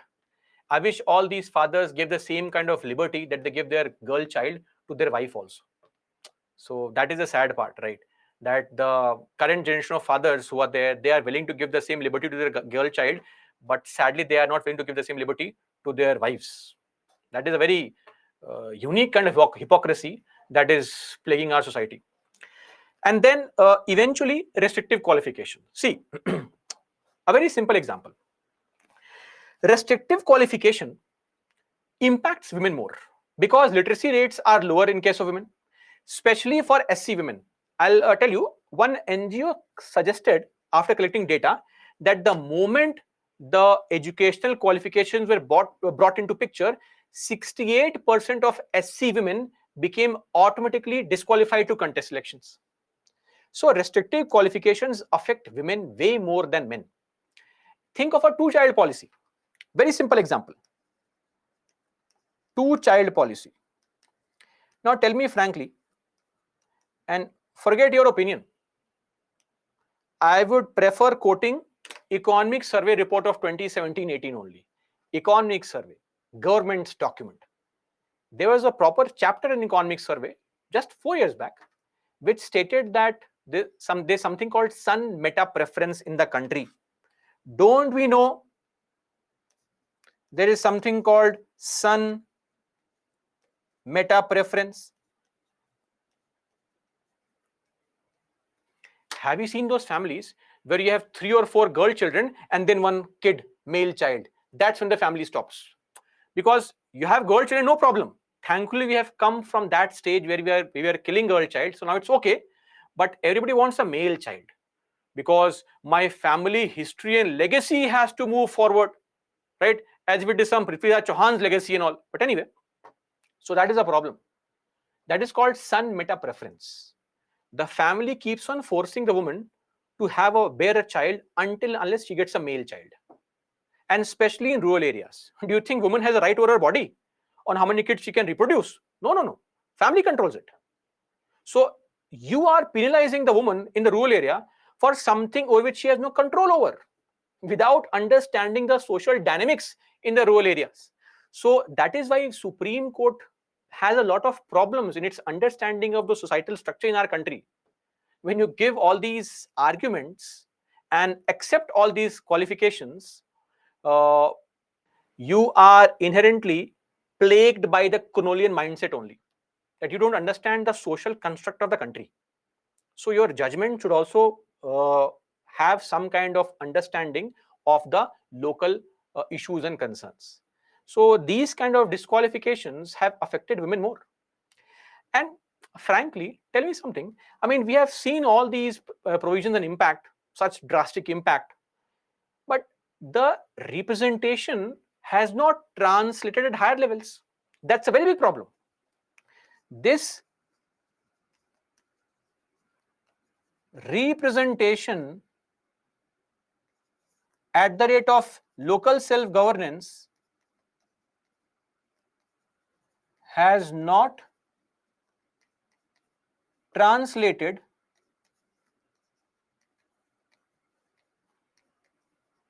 to higher levels, that is for Lok Sabha, legislative assemblies, etc. I mean, we have had so many,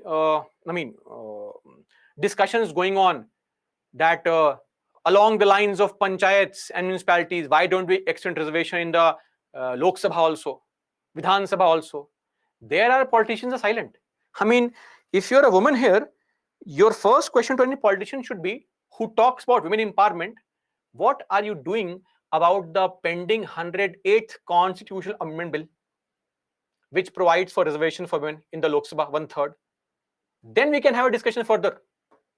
Firstly, tell me, what are you doing on that bill? That will tell a lot about the politician. So we are all appreciative of the equality at panchayat level and all, but no political party wants to extend this to the Vidhan Sabha or even the Lok Sabha. So it has not really had that kind of effect at changing the mindset at higher levels, right? And eventually, you will see and you will agree also that in politics, we are yet to view women beyond the scope of three Bs. So in politics, you will find that women are trapped in this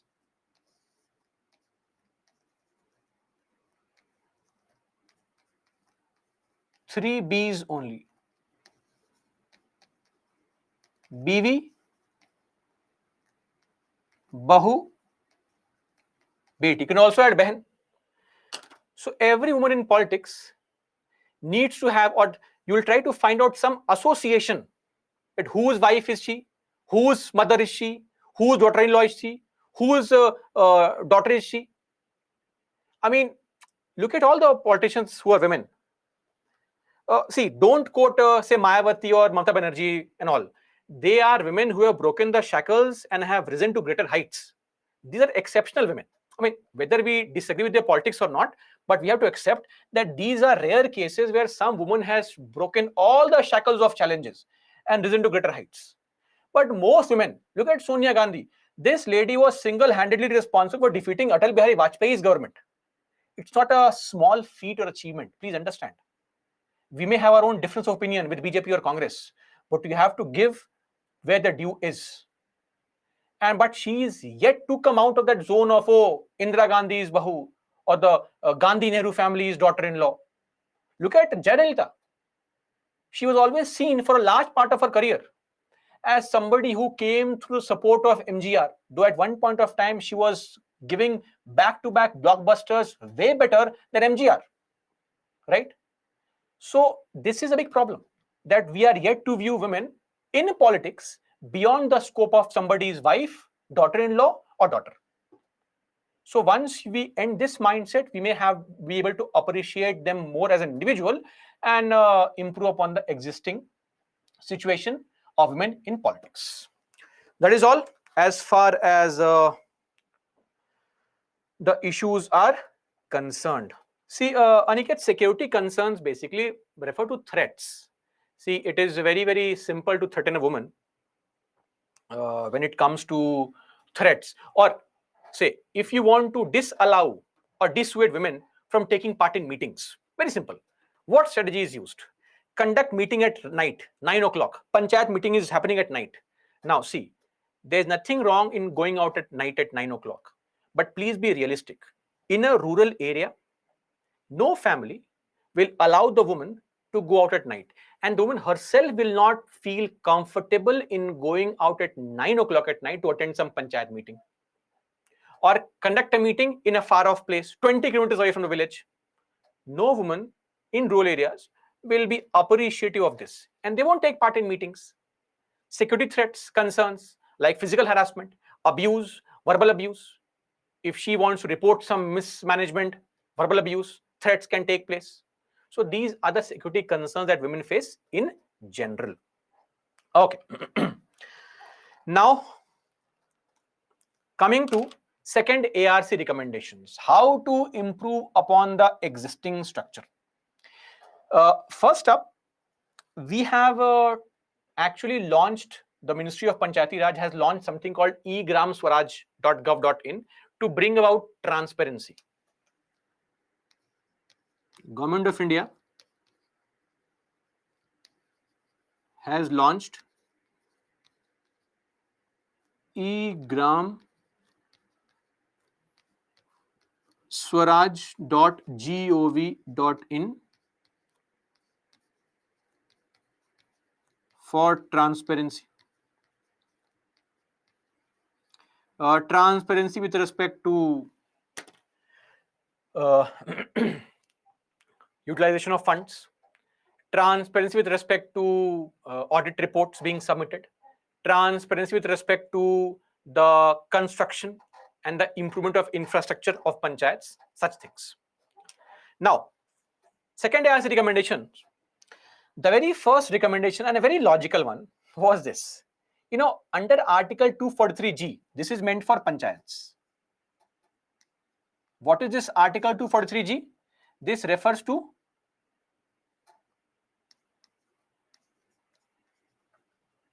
functions.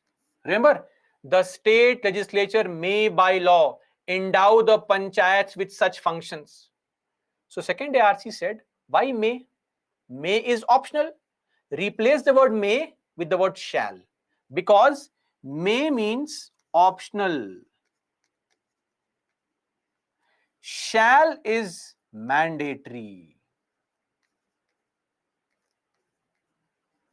243W is meant for municipalities. So same provision there also. They are saying, please remove this may. Don't make it optional. Make it mandatory. It should be mandatory for the state legislatures to devolve functions to panchayats and municipalities. Number one. Number two, and very rightful suggestion, all these MPs, MLAs, MLCs, please don't make them members of local bodies. Even though we have an optional provision, second ARC says remove that provision only. Why should an MP, MLA, MLC go and sit in a local body meeting? They will jeopardize and hijack the entire meeting. As I gave the example, if Virat Kohli comes and starts playing gully cricket, you will not be able to play only, right? Similarly, these are big politicians. They should be best left for state and central government policies only. Don't come in the panchayat and Zilla Parishad meetings and all, please. Number three, and now comes a very interesting suggestion, and I'd like to extend that suggestion further. Second ARC says, look at the legislative councils.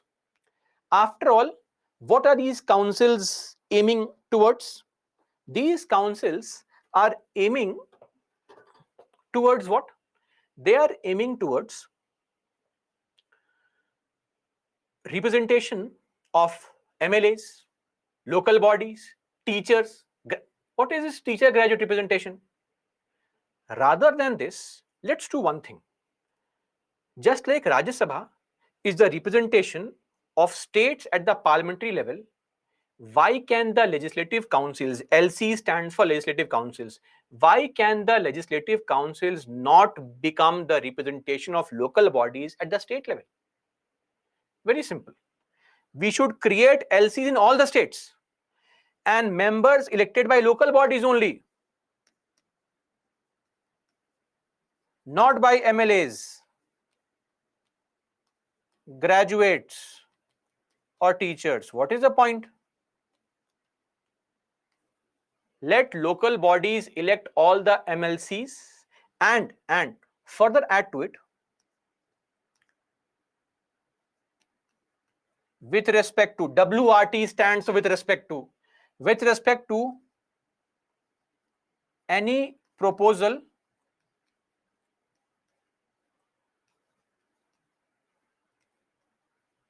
dealing with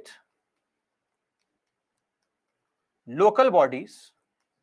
See, as of now, LCs have no power really. They can only delay bills. What I am suggesting is, if the state government is bringing any proposal which pertains to panchayats or municipalities, LCs should be given equal powers, should have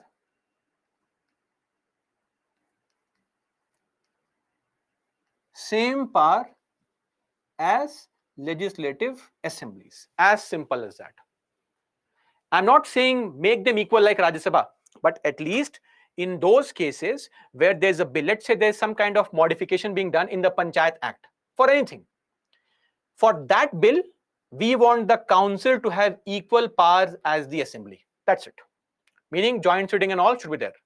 So ideally, we should amend the constitution, go for this step, and when we see that LCs are now becoming actually effective tools for representing the interests of local bodies, we can have LCs across the country. That will make more sense. In the current status, LCs are completely useless bodies. We have to have proper utilization for LCs, and this will be the suggestion in your question on the council which we saw today. Okay, that's the point. Then one more thing, when you're appointing, so after this case of CR Chikkamat, which I discussed in the case of Karnataka, so government thought of one thing, and you also might appreciate it, understand. Government thought, uh, we are appointing these SECs, right? If I appoint an SEC and he starts acting over smart, starts following rules properly, that is what is acting over smart in the eyes of politicians, right? You know, this reminds me of a very old movie. So this very famous director Rishikesh Mukherjee from Hindi cinema, he directed a movie called Satyakam. You must not have heard of it. It's very popular. I mean, not a very popular, but a very interesting movie back in 1960s, starring Dharmendra. Satyakam was basically a movie wherein they show the protagonist Dharmendra is extremely non-corrupt. So much so that if he went for a particular meeting, he's an engineer in the government department in the movie. If he goes somewhere and drinks tea also, he would try to pay for the tea. Extreme non-corrupt, extreme level only. So he goes to a particular place where he sees a builder and is giving approval for the construction. When he leaves the place, the builder's manager makes a remark. He says, "Sir, he's a very bad officer. He does not even take bribes." So imagine the situation. Who is a bad officer? In the eyes of corrupt person, the bad officer is somebody who is very honest, sadly. So same logic for the bureaucrats, the politicians also. If the state government says, "Oh, by mistake, I have appointed an honest person. He is not delaying the elections. He is telling we have to follow rules." The problem is, I can appoint an SEC, right? But can't remove him because the removal takes place by parliament. So the state government started appointing those kind of SECs who were largely favoring the state government. Some very pliable, corrupt kind of officers who were known to be some party loyalist in the past, they were being appointed. So second ARC said, let's do one thing. Let's have independence in the appointment of SEC. So SEC should be appointed by a committee comprising of chief minister, speaker, and the leader of opposition in the legislative assembly. In fact, just to add this point, in 2021, this happened in case of Goa when the law secretary was made the SEC. How can you directly appoint a functioning IS officer as SEC? He will always help you out only. So that was challenged in the Supreme Court, which became known as a Fauziya Imtiaz Sheikh case. And Supreme Court gave instruction to the state government saying, please, whenever you are appointing some SEC, ensure that only independent people are appointed as SECs. Imagine now the Supreme Court has to give this kind of instruction, like small kids. So there was a case recently only, Fauziya case, 2021. State governments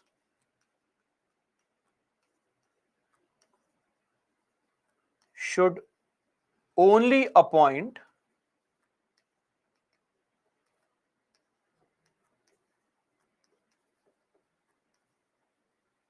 independent persons as SECs. Okay. So this is with respect to the appointment of SECs. Now, one more thing. So we have been facing this kind of problem wherein state government takes too much of time in finding out which seats are to be reserved and whatnot. So second ARC said, do one thing. The State Election Commission should be given the charge of what is delimitation? Remember delimitation? Drawing the boundaries of constituencies. So not the government, but the state election commissioner should be given the task of drawing the boundaries of wards, and they should be given the task of deciding which seats to be reserved for SCs, STs, women, etc. Okay. Then Government of India center should also properly lay a framework. A proper framework should be in place based on which the state should be asked to devolve powers, responsibilities, and functions to the panchayats. Because states, we can't trust them to devolve functions. The Government of India should devolve a broad framework depending on which the state governments must devolve some kind of powers and functions to panchayats. Then, of course, a very standard suggestion, enhancing capacity building of PRI functionaries. What is the meaning of capacity building? This phrase capacity building, and from now onwards you will use this phrase only. Capacity building means training. Okay, so please use this phrase only from now onwards, training, because kids use training, right? You are legends, you will use capacity building. So in your answers, like in Labasna, you will not be trained, your capacity will be built. Okay, so we're not training you here, your capacity is being built. It looks nice in the answer. Okay, so enhancing the capacity building by training the PRI functionaries. Next, one more thing, we have something called the State Finance Commission. Second ARC says, who can be member of SFC? The state government should prescribe proper qualifications for all the members who will be eligible to become members of State Finance Commission. Now, one more thing. When it comes to SFC reports, think of this recently, you must have in your economics classes seen the Finance Commission recommendations and all. When the Finance Commission gives a recommendation, it's just recommendations, mind you. The central government follows the recommendations largely, completely. But when the State Finance Commission gives a recommendation, states hardly follow it. Forget that. 75 years of independence.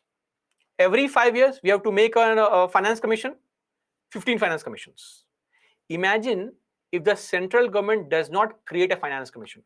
States will go crazy. Oh, fastest government, democracy is gone, constitution is being violated.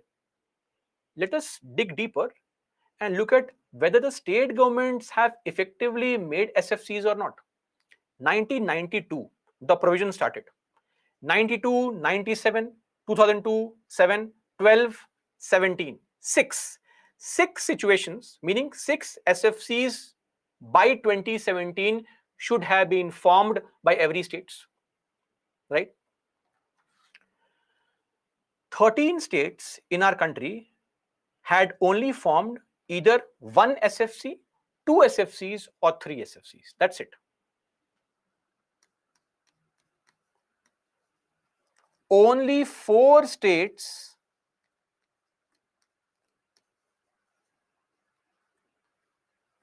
regular SFC constitution. Just 4 states. Punjab, Assam, Bihar and Rajasthan. Just these 4 states had formed 6 SFCs by 2018. Shameful. 3 states, first SFC. 4, 5 states, second SFC. Is this a joke for us? I mean, states like Goa, Gujarat, Manipur, 3 SFCs. Arunachal, Mizoram, second SFC only.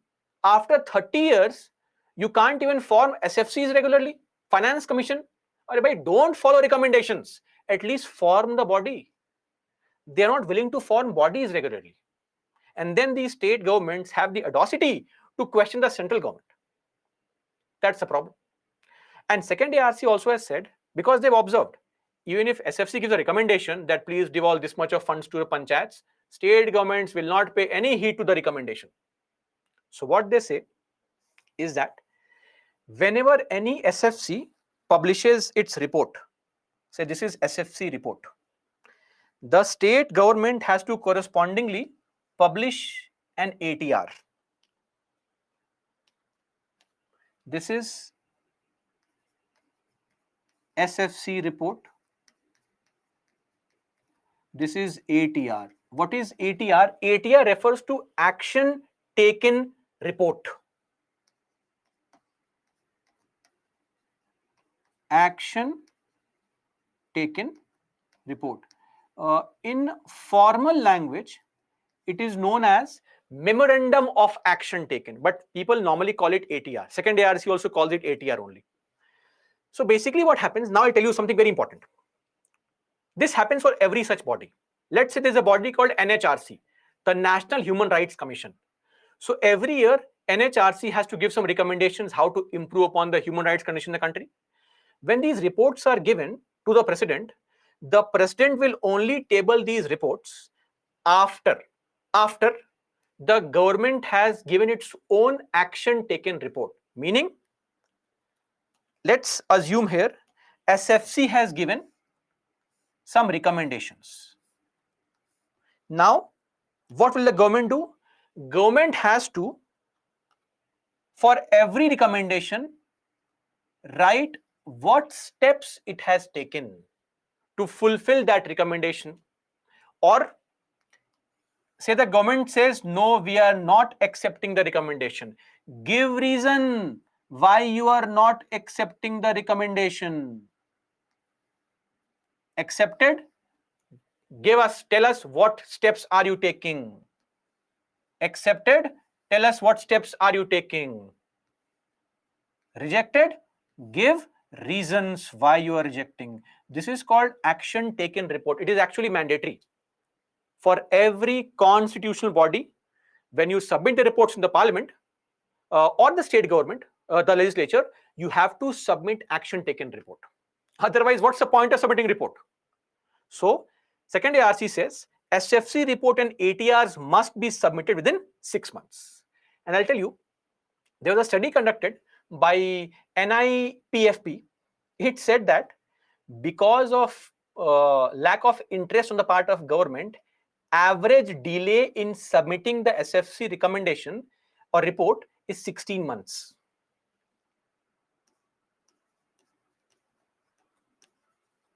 Average delay is 16 months. It takes 16 months for the great bureaucrats and the politicians at the state level to prepare a report on what steps they will be taking, or they have taken, or they will not be taking. Does it take 16 months? Really? This is a sad reality. Then, creating audit committees in each district. So, one very interesting recommendation has been that we have to create audit committees. Audit committees comprising of local staff people only. Local population. Why? The local people will be in the best possible situation to assess and report on what exactly is being done at the ground level. That is called social audit. When the government reported expenditures are similar to the grassroots expenditure. For example, don't we see government publishes report that we have built 5 bridges and in reality there is no bridge? So the point is, when the government reports that it has spent some money, we should go and ask the people that did you get benefit out of it, right? That is called social audit. When the government reported expenditure has to meet the reality on the ground. So who do we ask? Government, bureaucrats. Ask the people. So we have to have audit committees comprising of local people, social activists, NGO members, and they should be asked that what exactly have the steps been taken so far, what has been the benefit so far, and we'll show them that, see, government is claiming they have spent this much money on these areas. Do you think it has been done? Then people can respond. And then these reports can be published and tabled in the state legislature. Now the MLAs can question the government. What the hell is all this nonsense? You publish any kind of false report. So that is there. Beyond that, we have the standing committees in the parliament. We have the same concept of committees in the states also. So second ARC says we should have a separate standing committee for local bodies whose task should be to evaluate the functioning of the local or the state Minister for Panchayati Raj. So, what is standing committee? A permanent committee for local bodies. Okay, we discussed the committees yesterday only. Then, creating an ombudsman. Who would be what is an ombudsman? Ombudsman refers to somebody who is a watchdog. Watchdog is an ombudsman.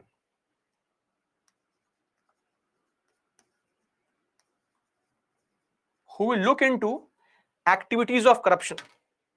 So all these local body functionaries who are there, these Gram Panchayat members, these Zilla Parishad members, do you think they are free from corruption or what? Not at all. Who says they are free from corruption? Right? So they're not free from corruption. The whole point is we need to create a separate body which can look into the corruption activities of these kind of people. I'll give you a simple example of what happened last year. I mean, horrendous. In Madhya Pradesh, in one panchayat, there was some person, an RTI activist, who found that he filed some RTI applications, got some RTI, right to information, got some information from the state government on some data on how much funds had come. And then he conducted some local survey with some help of some NGOs and found that the panchayat members had been siphoning of funds. When he confronted the panchayat members that what is this? Panchayat members, it was alleged, they dragged him inside the Panchayat Bhavan, beat him, they forced him into drinking urine. He was a Dalit member, Dalit person. It did not make news. After 15, 16 days, that person contracted infection. That is when this came into news that the Panchayat members beat somebody, forced him into drinking urine. For what? For exposing your wrongdoing. So never have this feeling that, oh, they are such nice people. No, nobody is nice. If you give power to people, they will go crazy. That's a big issue. So we have to create a separate body which can look into complaints of corruption and any kind of maladministration against local body functionaries. Then abolishing parallel programs. Abolish this DR, DA, DHSS, all this, right? And these MP lads, MA lads. You give all the functions and funds to Panchayat. What is the problem? Why do you create multiple bodies? Then we have to also use ICT in data management and delivery of services. So try to incorporate ICT. What is ICT? Information and communication technology. You will study more on this in your governance classes, e-governance, how we are incorporating e-governance, etc., to deliver services. So this should also be done at grassroots level, right? So this would involve element of digital literacy, plus not just this, it would also involve the element of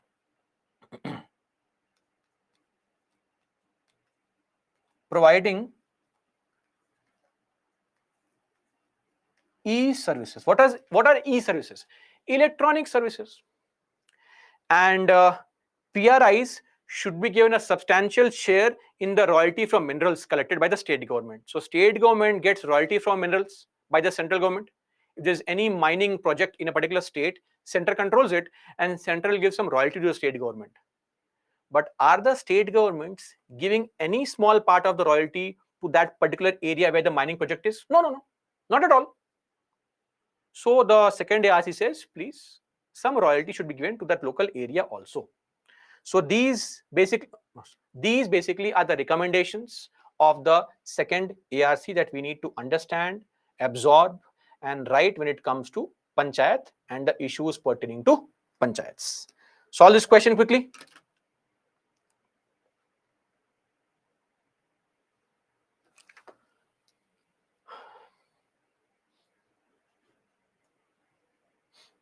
Oh, sorry. Poll. I forgot. I'll give you 30 seconds. Please understand. Fundamental objective. Don't write generic things. Fundamental objective.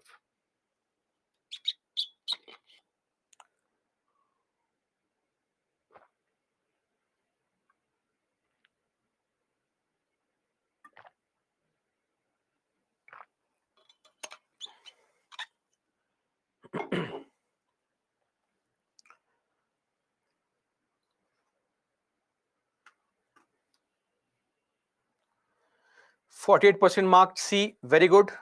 Absolutely correct.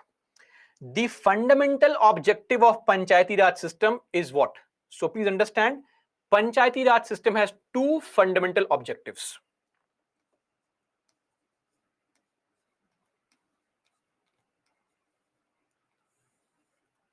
In fact, we say that the principal idea behind Panchayati Raj.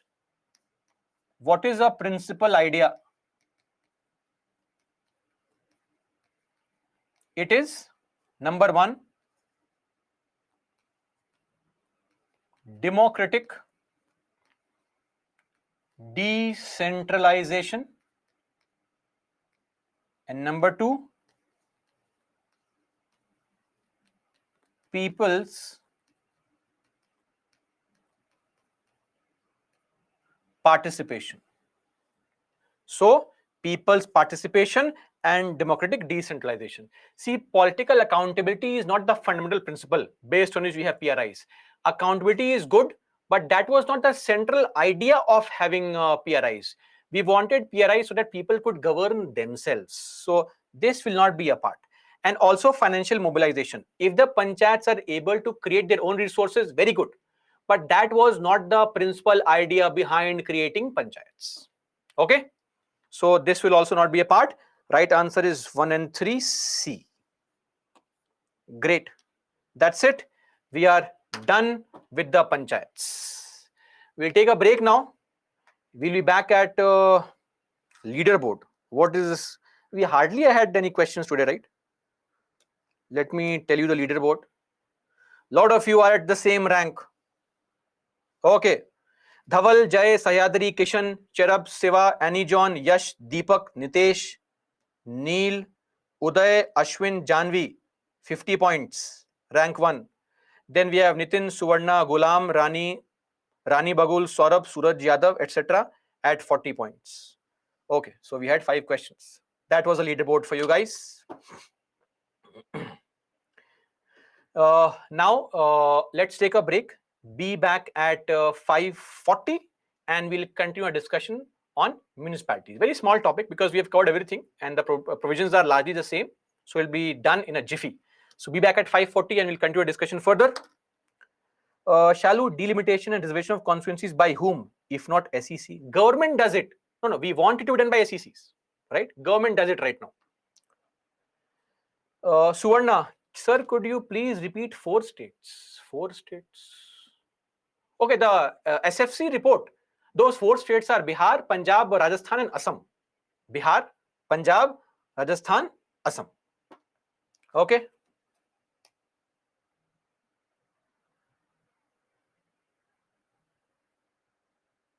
No, Shiva, the current judgment is only meant for Election Commission of India. SEC is a separate body.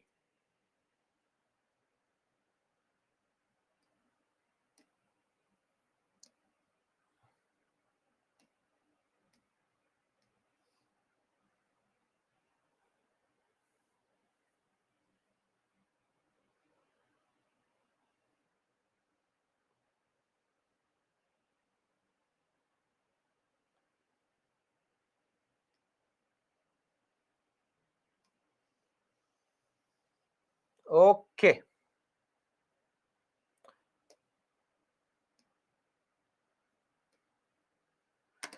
Yes, Neil, you have to join new class. How LC can help panchayats? Ashwin, just like Rajya Sabha, Raj Sabha is the representation of states at the central level. So LCs can act as representation of the local bodies in the state legislature, right? So they can confront the state government on any kind of bill proposal which tries to take away the local bodies' powers, etc. It is like the local bodies have some representation of some MLCs at the state level. That's it. Okay, that's all. Let's get back after this break. We'll be back at 5:40